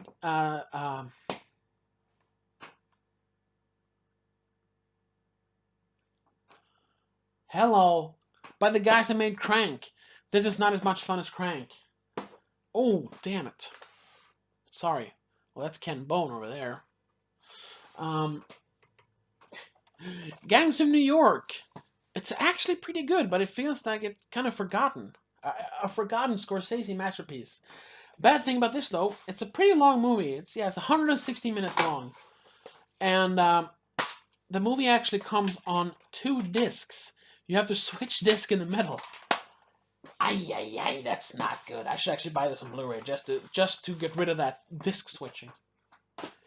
After that, we have Gangster Squad, Ruben Fleischer's directorial sequel to Zombieland. Not at all as good as Zombieland, but I actually, I kind of appreciate it for what it was. Oh my God, Get the Gringo, or as I think it was called in America, How I Spent My Summer Vacation. It was supposed to be like this, like, kind of resurgence for Mel Gibson, even though he had been steadily making movies ever since his accident. Um, it's okay. It's not really super good. Ooh, Ghost in the Shell. I I never reviewed it, but I actually really liked the live action version of this one. I actually like the live action version more than this one because the style of storytelling in anime, it really doesn't work for me. I've tried to watch this several times and I just can't be bothered. Yeah, go ahead. Give me the hate. Give me the hate. I actually bought the second one as well. Haven't watched that one though. I want to give that a shot, but I'm not sure if I kind of have to watch this first. Please leave a comment if you know if I gotta watch this first and then watch this, or if I just watch this as its own thing. Because I want to watch this. This looks cool. This looks cooler. Oh, what do we have then? Oh my God, another childhood favorite, Ghost Ship. Sea Evil. This movie is so good. It's about a haunted ship. It's about a ghost ship. I don't know what to say, man. It's amazing. And it's one of those movies where I'm very biased because this is more nostalgia for me than an actual quality. If I saw this for the first time today, I'd probably hate it. But back then, ooh, you had Carl Urban. Ooh, you had ghosts. Ooh, you had no, what are they called? Damn it. The song, the soundtrack. Mudvayne. You have Mudvayne on the soundtrack. Just everything I want in a good movie. Then we have the Ghost Rider. This little almost like forgotten movie by Roman Polanski. Not one of his better ones, but it's still a pretty good movie. The Gift. Sam Raimi trying to do like a small like more like creepy movie. It still feels like a Sam Raimi movie though, but it's pretty good. It is pretty good. Ooh, The Gift. I really like this one. It's Joel Edgerton's directorial debut, and I've heard some people say that they saw the twist coming a mile away, but I don't think this movie is actually about the twist. It's about the characters and how they experience that twist. Definitely give this a watch. Then we have Hostage with Bruce Willis. Back when I was like 15 or 16, I actually got my own like video rental card, so I could actually rent movies for my own, which I hadn't done before because the rental service was kind of on the out and out at that time. But I got the card anyway, and this was like one of the first movies I rented, together with the assassination of Richard Nixon, which we talked about in the last episode. This is actually a pretty good thriller. And like the second movie where I really, really, really knew that I love Ben Foster.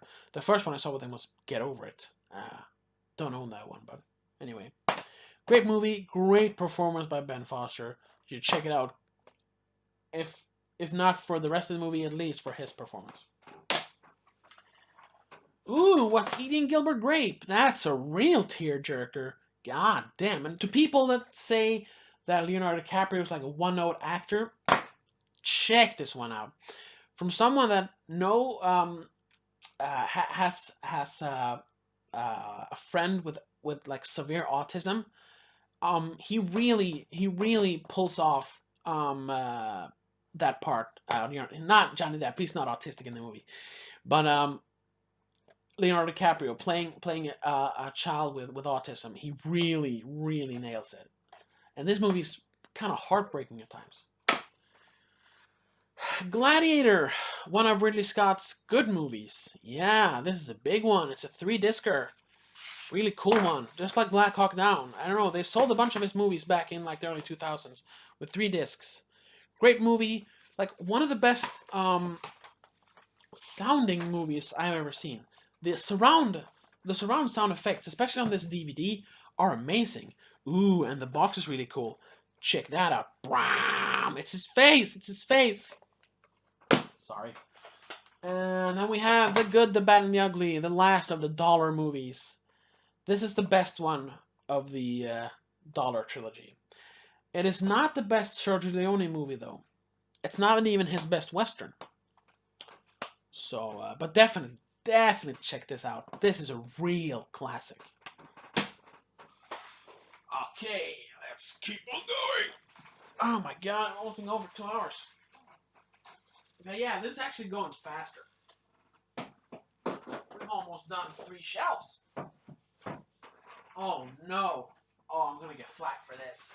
If anyone's watching this, I'm sorry, but I gotta say this. Well, let's just start it off with this first. Woo!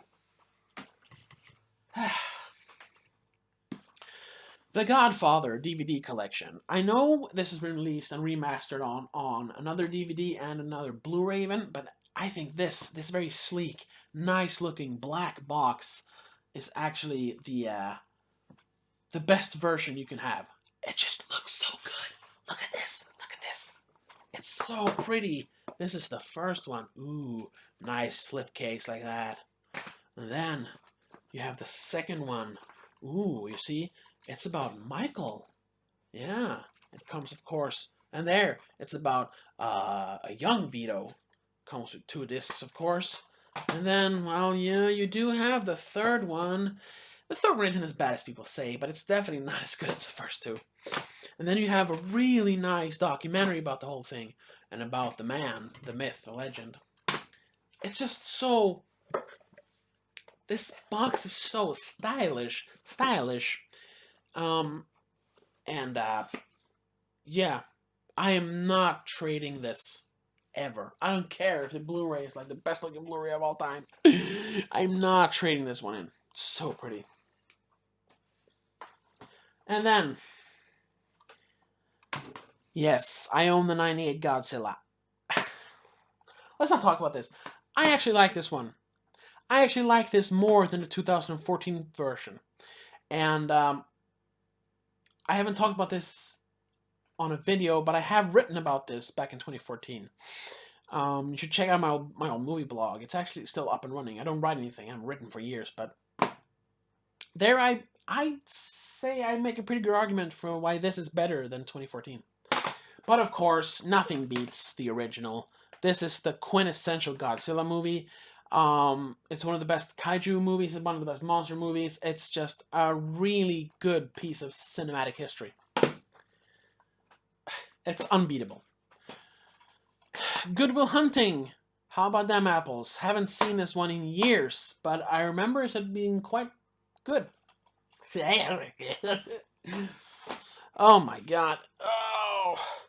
Let me just, I gotta check something out. I just got this really weird feeling. But, so I gotta check this out.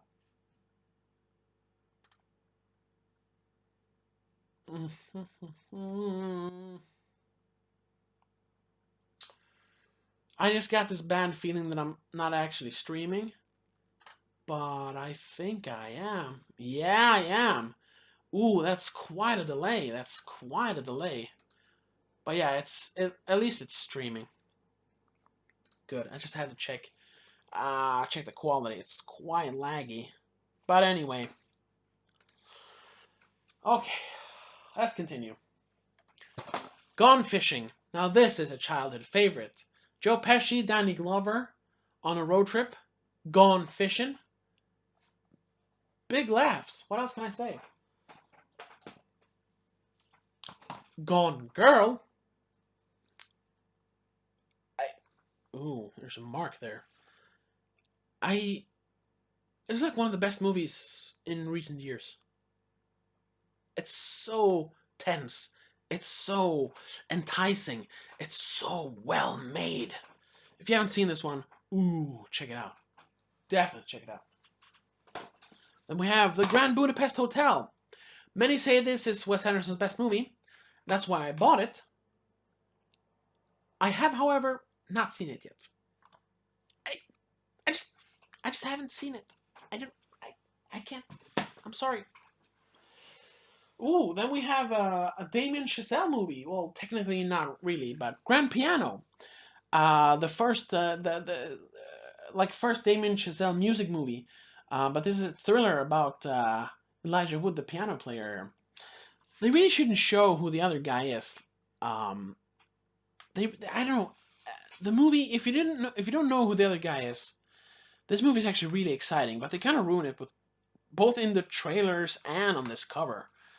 This is kind of like Phone Booth, but in a concert hall.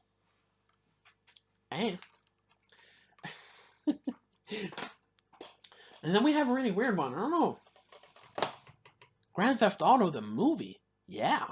You see how this resembles the Grand Theft Auto 3 cover? This is actually where they got the inspiration for that. This, however, is not really a crime movie. It's more of like a race movie. It's about a race. But they do steal some cars to finish the race. It's not as fun as it sounds. And it has nothing to do with the games, which kind of disappointed me when I bought it back in like 2011 or something. Yeah. It's quite short, though. Now we have Gran Torino. Remember when I talked about Changeling? This one was the movie everybody talked about, and they kind of forgot about Changeling. There's a reason why they talked about this and not Changeling. This is much better. Changeling is still good, but this is like a modern classic almost. Gravity! Prettiest movie ever. It's a technical marvel. And a really good movie in 3D. Gremlins. Come on. Enough said. It's Gremlins, okay? What are then? Ooh. The Gray. Now, some people would just pass this off as as your typical Liam Neeson action movie, or what I call action Neesons. But this is actually a really good movie. It was one of my favorite movies in 2012, actually. It came out in 2012 in Sweden. Really good movie. The Grinch. Bought this last Christmas. Not as good as I remember it. Jim Carrey is still funny, though. Ooh, the original The Grudge. This one is not as stylish as the American remake, but definitely scarier. Ooh, One Flew Over the Cuckoo's Nest. I'm just oohing and eyeing here. This is probably my favorite Milos Forman movie. It is simply amazing. And, what is his name? Brad Dourif gives the performance of a lifetime in this one. It was like his first movie, and he's just so good in it. Ooh! Hackers! Another movie I saw when I was a kid, and then I bought it in like a convenience store a few years ago. Haven't watched it, though, since I was a kid. But I mean, it's a hacker movie from 1996. That's amazing. 1995 even. And The Happening. The first time I saw this, I actually liked it. I do see the problems with it now that I'm older, but I still kind of like that premise. Actually, it's kind of creepy. Then we have The Happiness of the Katakuris. This is a really weird Takashi Miike film. The guy that made Ichi the Killer and the Yakuza Vampire Apocalypse. I guess he's mostly known for One Missed Call. But this is like a horror comedy musical that he made back in like the early 2000s. It's a really cool movie, actually. Yeah, the hills are alive with the sound of screaming. It's pretty accurate, actually. Oh, and here. Adam Sandler, back when I actually, back when he was still funny. I actually legitimately like this movie. I still watch it from time to time. He has kind of fallen out of favor with a lot of people, including me, but this one is still good. Ooh, and then we have The Hateful Eight. Not my favorite Tarantino movie, but it's definitely up there. Definitely up there. My favorite Tarantino movie, as we discussed last time, is Jackie Brown. So, but that is like my second or third favorite. I'm a big fan of Django Unchained. We talked about that, but I'm not sure if this one or Django is the better one. I'm not sure actually. I think they like tie for second. then we have... Oh, my back. What time is it? Oh, my... I haven't even gone for 2 hours. God damn it. Let's do this. Let's take these.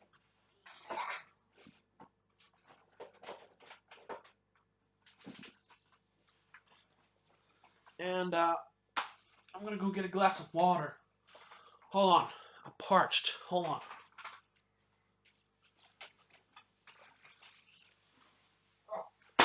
Oh, Jesus.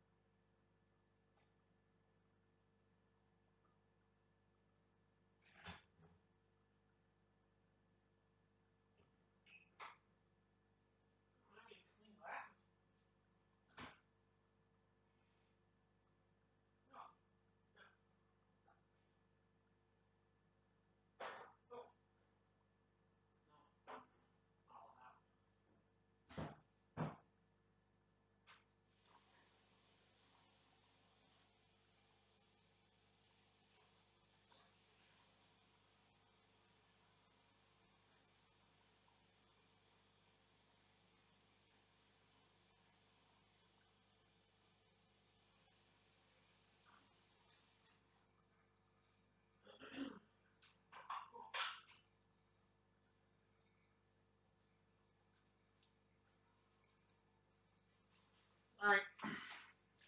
Had to wet my whistle a little bit. I cannot put the glass there. No. Okay. Let's continue. Heaven's Gate.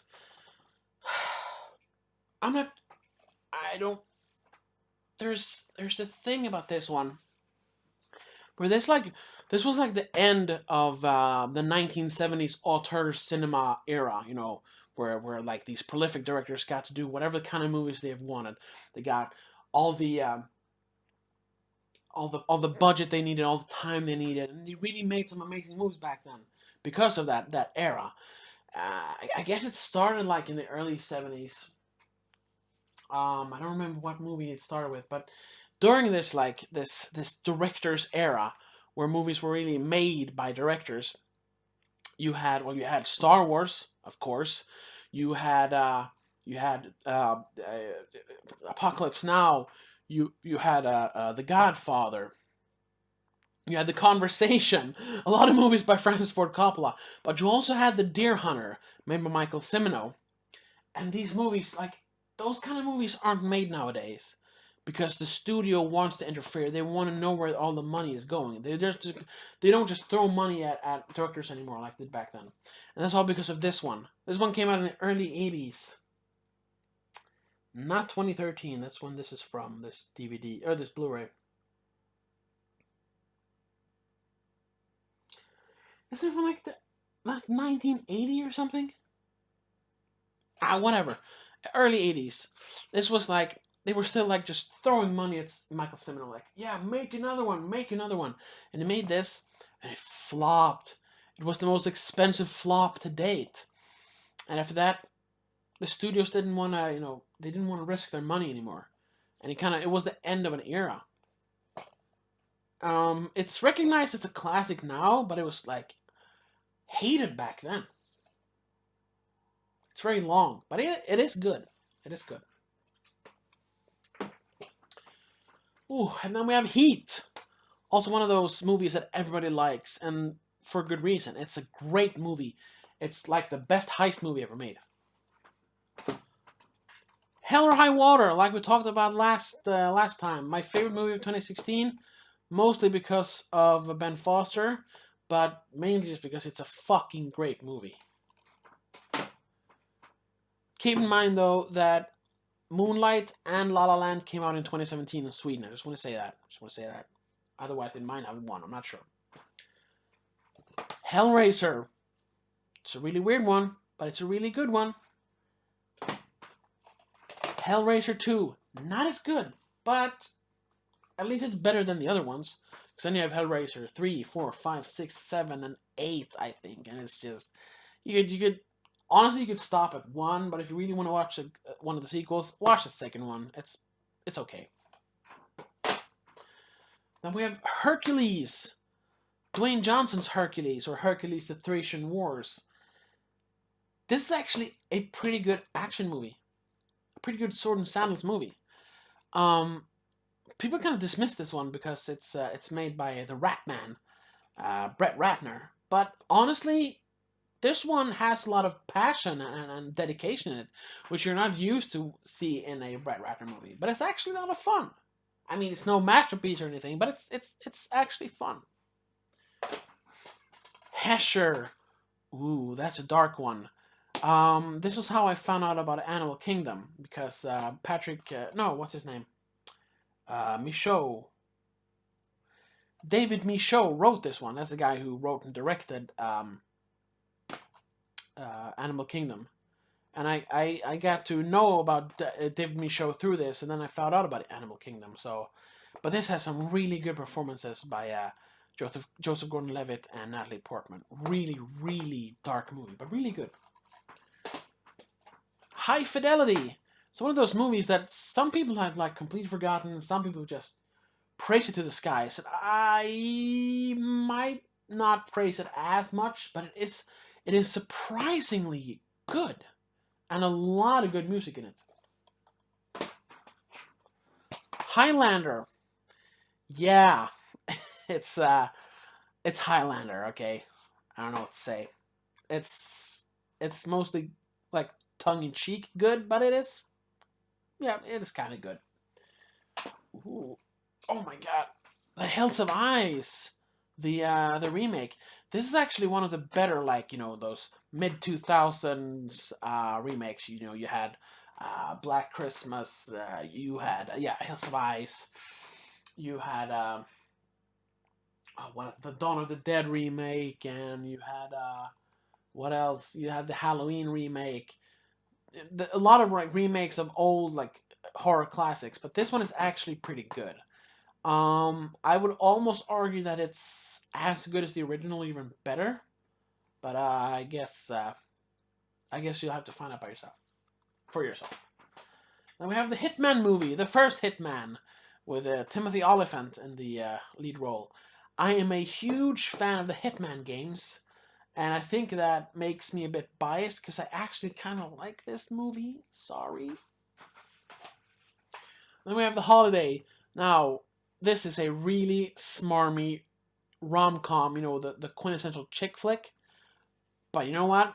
It's really charming, it's really funny, and it's quite emotional at points. I really like it. And here we have Hook, one of Spielberg's least favorite of his own movies. But this is like a Christmas classic for me.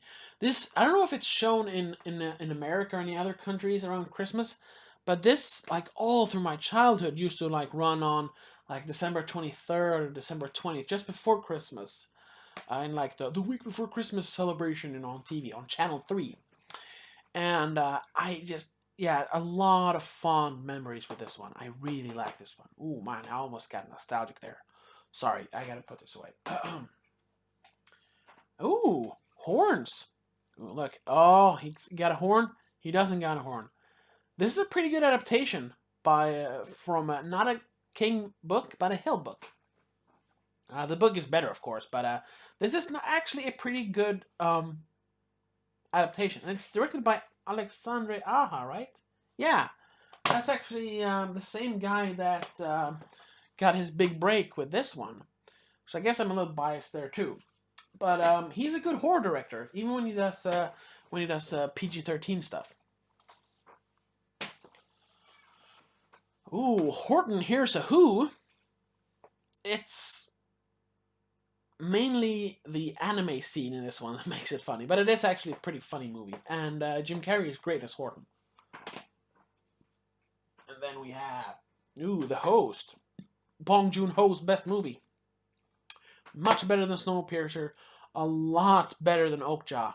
I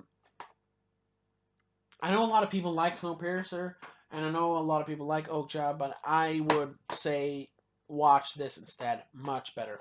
Much better. Ooh. The Threat from the Underground, or as you would know it, Tremors. This is, even though it doesn't seem like it, a perfect movie. This is one of very few movies I would call perfect in every sense of the word. I'm not going to talk about it. What you should do, however, is check out Red Letter Media's episode of Review, the first episode of their show Review. Just type Red Letter Media Review and you're going to find the Tremors episode. And they explain to you why this is a perfect movie. They're much better at explaining than I am right now. So, and then we have Hot Rod. This is like the Lonely Island movie because it's made by Jorma Taccone, Andy Samberg, and Akiva Schaffer, right? Yeah, Akiva Schaffer. If you like Lonely Island, you're going to love this movie. And then we have Hours. This was, remember back when Paul Walker died. Oh my God, rest in peace, Paul Walker. I don't even want to do the cross. I'm not religious. It's out of respect, I suppose. His last big movie was, of course, going to be Furious 7. But after that, they actually released his parkour movie called Brick Mansions. However, in between those two, this little movie was released.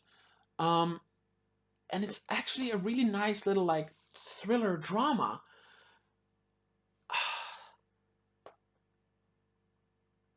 Yeah, I don't want to spoil it. It's he's trying to save. It takes place during the floods in what's it called, in the South in America. Remember that there was a bunch of floods in Mississippi. I'm sorry, but he gets trapped in a hospital with his newly born child, and because the child is in an incubator. Ew, is it called that? I'm not sure.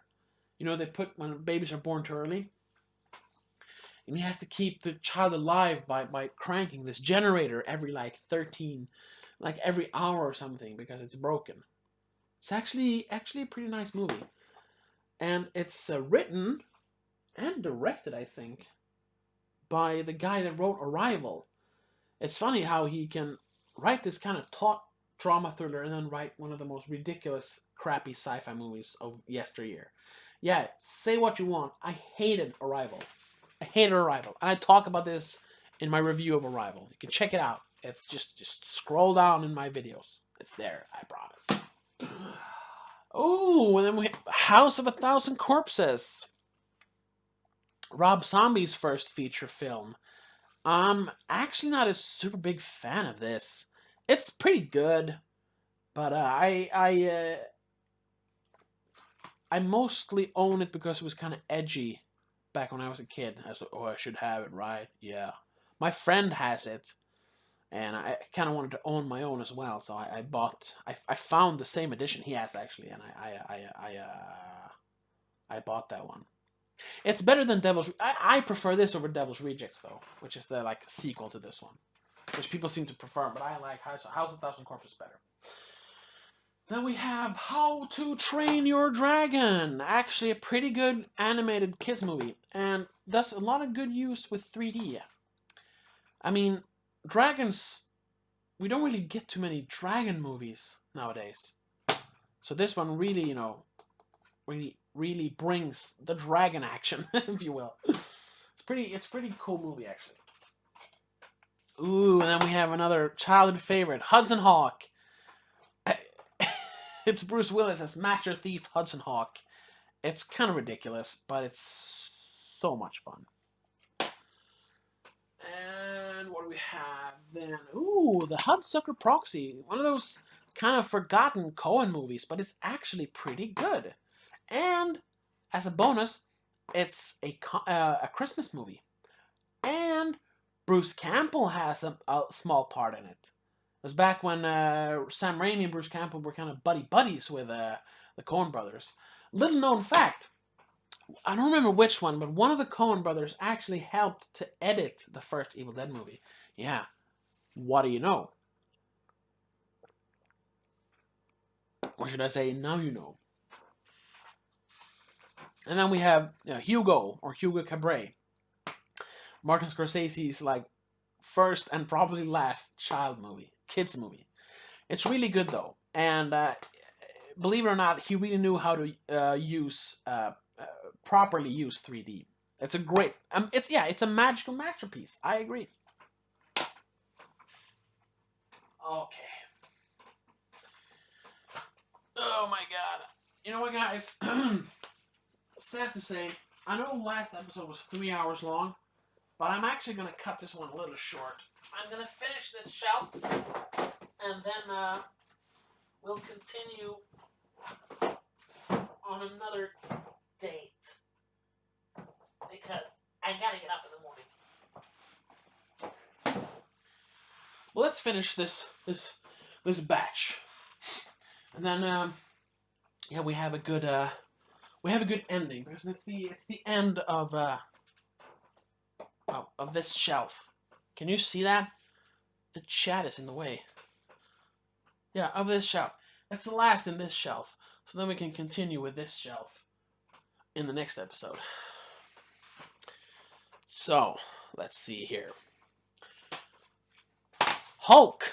Yes, it's Ang Lee's Hulk. I actually like this one. It's probably my favorite Hulk.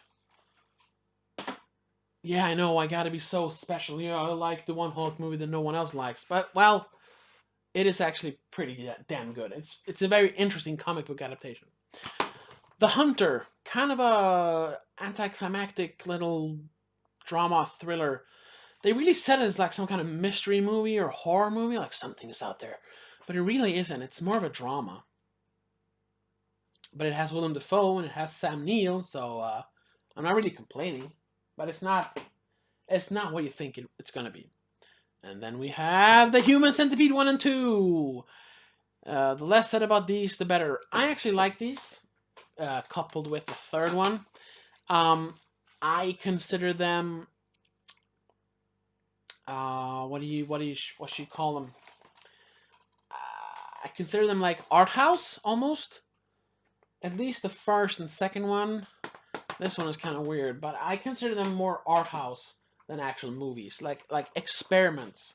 I might do a video on that in the future, but if you want to see a really good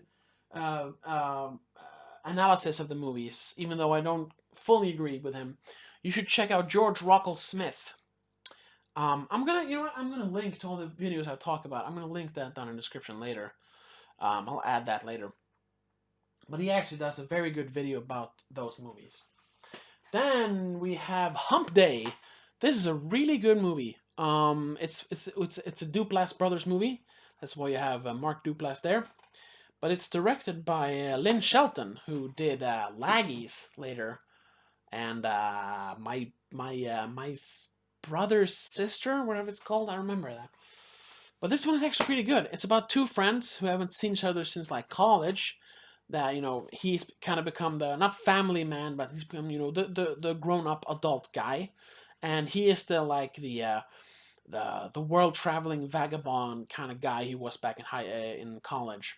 And they meet up because he's in town for something called Humpfest, which is a festival, a super pretentious festival, where a bunch of people, they make a bunch of like artsy-fartsy porn shorts or long movies, porn, and then they like watch it on the last night of the festival and then just burn it.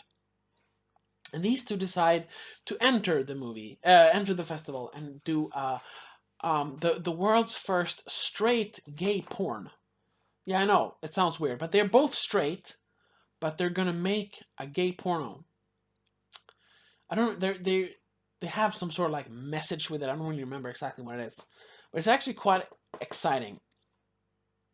And it's very funny, and they really play well with each other.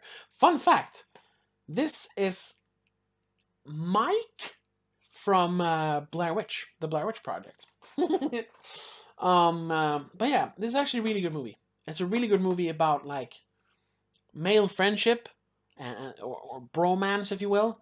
But it's not like male friendship or bromance in a derogatory way, which we usually get to see movies about bromances. This is actually a very adult look at male friendship, And I like that. I really like that.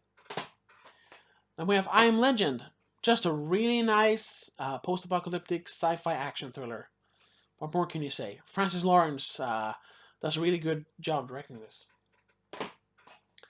The Ice Harvest. This little like crime caper by Harold Ramis. It's actually pretty good. The Iceman. Great central performance by Michael Shannon, but overall it's kind of a lackluster biopic about what's his name? Richard Kuklinski, which was a mafia hitman back in like the 70s. Idle Hands, really funny horror teen horror comedy with Jack Noseworthy. Is in one of my favorite parts of his. I'm really a big Jack Noseworthy fan.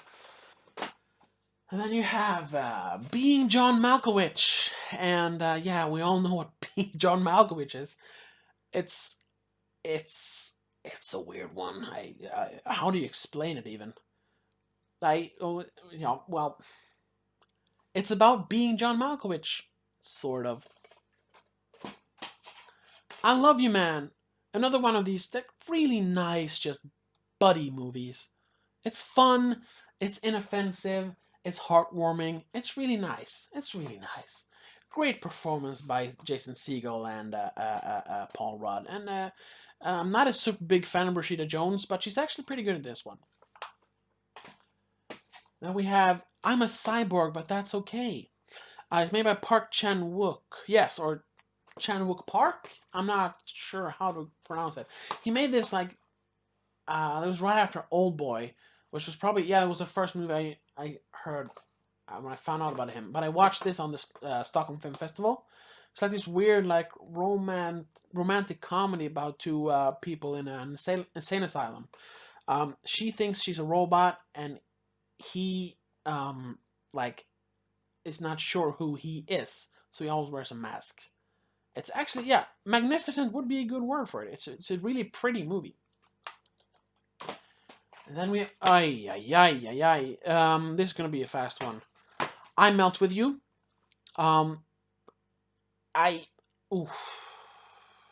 This is on my top 5 list, best movies of all time. See, here it says sweaty and urgent, and here it says virtuoso visuals, pulsating music, and muscular acting. Emotionally naked performance. This is a legitimate masterpiece. Watch this. Let's follow that up with Immortals. A really bad sword and sandal movie, but it cost me $8, so I bought it. The Impossible, a pretty good movie about, you know, the tsunami back in 2004 in Thailand, right? It's based on a story about a Spanish family, but in this one it's an American family. It's actually pretty good, and it has Tom Holland in an early role. You know, the new Spider-Man guy. Then we have the In-Betweeners movie. Not as good as the TV show. Definitely check out the TV show, and if you're a big fan of that, you'll probably enjoy this. It's basically like an extended episode of the TV show. And that is not the American In-Betweeners. This is the original, the original British In-Betweeners, the good version. And then we have, Inception. It feels like this became kind of a meme, but I think people are just afraid to say that they thoroughly enjoyed a mainstream like movie. This is like one of the most tense movies of the 2010s. Yeah, it's tense because it's from the 2010s. Shut up. It is an amazing movie. Don't try to deny it. You loved it. Despite all its plot holes and whatever. Independence Day. I don't care what you say, Mike and Jay. This is a great sci-fi movie. Ooh, Raiders of the Lost Ark. Not a fan. And I'll leave you with that. Ooh, Temple of Doom. My personal favorite when it comes to Indiana Jones. And I'll leave you with that. Ooh, Kingdom of the Crystal Skull. Not as bad as people say, but still pretty bad. And I'll leave you with that. Yeah, and I skipped The Last Crusade because it's just boring. Sorry, it's boring. Inglourious Bastards. I did not buy the hype. This is not one of my favorites. It was part of my friend's DVD collection, and it's still a good movie, but it's definitely not as good as people say, at least in my opinion. Then we have Inherent Vice, more like Incoherent Vice. I know it's like, um, uh, uh, it's like intentionally impossible to like follow along in the plot, but it's like incoherent to a fault almost. So yeah, it's a really hard watch, but it is a lot of fun. Great performances by Josh Brolin and Joaquin Phoenix and what's his name? Oh, come on. What's his name? Hold on. I gotta find this out. Yes.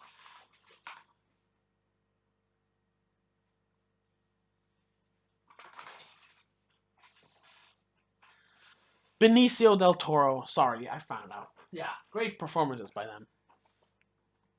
And Inland Empire. This is a strange one. Well, yeah, because it's a David Lynch movie.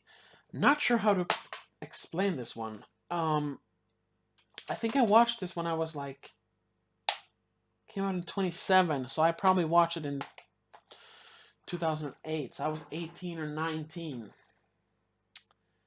Yeah, I think I was too young to really understand this. But it is an interesting movie on a technical standpoint, though. I gotta watch it again. I'm not gonna talk about it.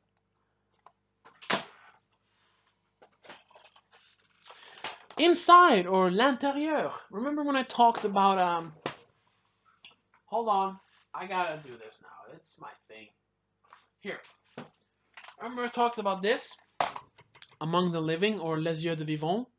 And I said that this was the guys that made this were the guys who made L'Intérieur, and that L'Intérieur was the better movie. This is that one. This is an amazing French horror movie. Absolutely amazing French horror movie. It has one of the most gut-wrenching scenes in cinema history. It involves a pregnant stomach and a scissor. I'm just gonna leave it at that. Ugh. And then we have Insidious in this really nice slipcover. I'm actually a big fan of Insidious. I like it, even if it kind of derails in the last like fifth of the movie when they enter the further. But it's a pretty good horror movie. Huh. And of course, then you have Insidious 2, which is almost better than the first one, even if it gets even more ridiculous. And then you have this like pseudo prequel Insidious Chapter 3. Not as good, but I have to admit, these two are pretty scary. A lot of jump scares, you know. This one is not as scary. However, it has one sequence in it that gave me nightmares. And for that, I had to buy it. Because there's not a lot of movies that give me nightmares, especially now that I'm an adult. But this one scared me enough to give me nightmares. So it was a given. And that's actually it. Yeah, we went on for a good 2 hours and 20 minutes. Yeah, and this one's a little shorter. I was actually pretty tired today. I probably could go on for a while more, but I'm gonna take a rest. Because, wait, hold on, let me just put these back. Oh, this is going to be a hard one. I'm going to drop them all.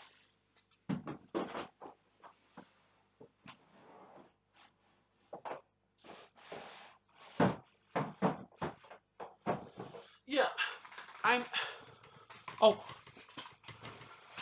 I'm cutting this one a little short because tomorrow, we are actually returning to our regular program on Please on Livestream. You know how we usually do like a news episode and then just a general conversation episode. We're bringing back that tomorrow. We're actually going to talk a little bit about what I've been doing here. we're gonna talk about if you know it's appropriate to call yourself a movie buff or a cinephile, or if that's just kind of dorky and ridiculous. And like on the same theme, are there movies you have to have watched if you want to call yourself like a movie fan or a movie buff or a cinephile? Or is that just ridiculous that like there's not movies you actually have to watch? There's no required viewings. But if there are, what would those movies be? And we're gonna be talking about this with Christopher, of course, as you know. He's been in almost every of my conversation episodes. And I'm also bringing in my news co-anchor, Danielle, in this one. So that's what we're going to be streaming tomorrow. It's going to be 8 p.m. Swedish time. So that's 7 hours back. So like 1 p.m. in America. And my biggest audience is in America. So, but you'll figure it out. It's 2 p.m. Swedish time. No, sorry. 8 p.m. Swedish time. So be sure to check that out. But yeah, that's tomorrow. So until then,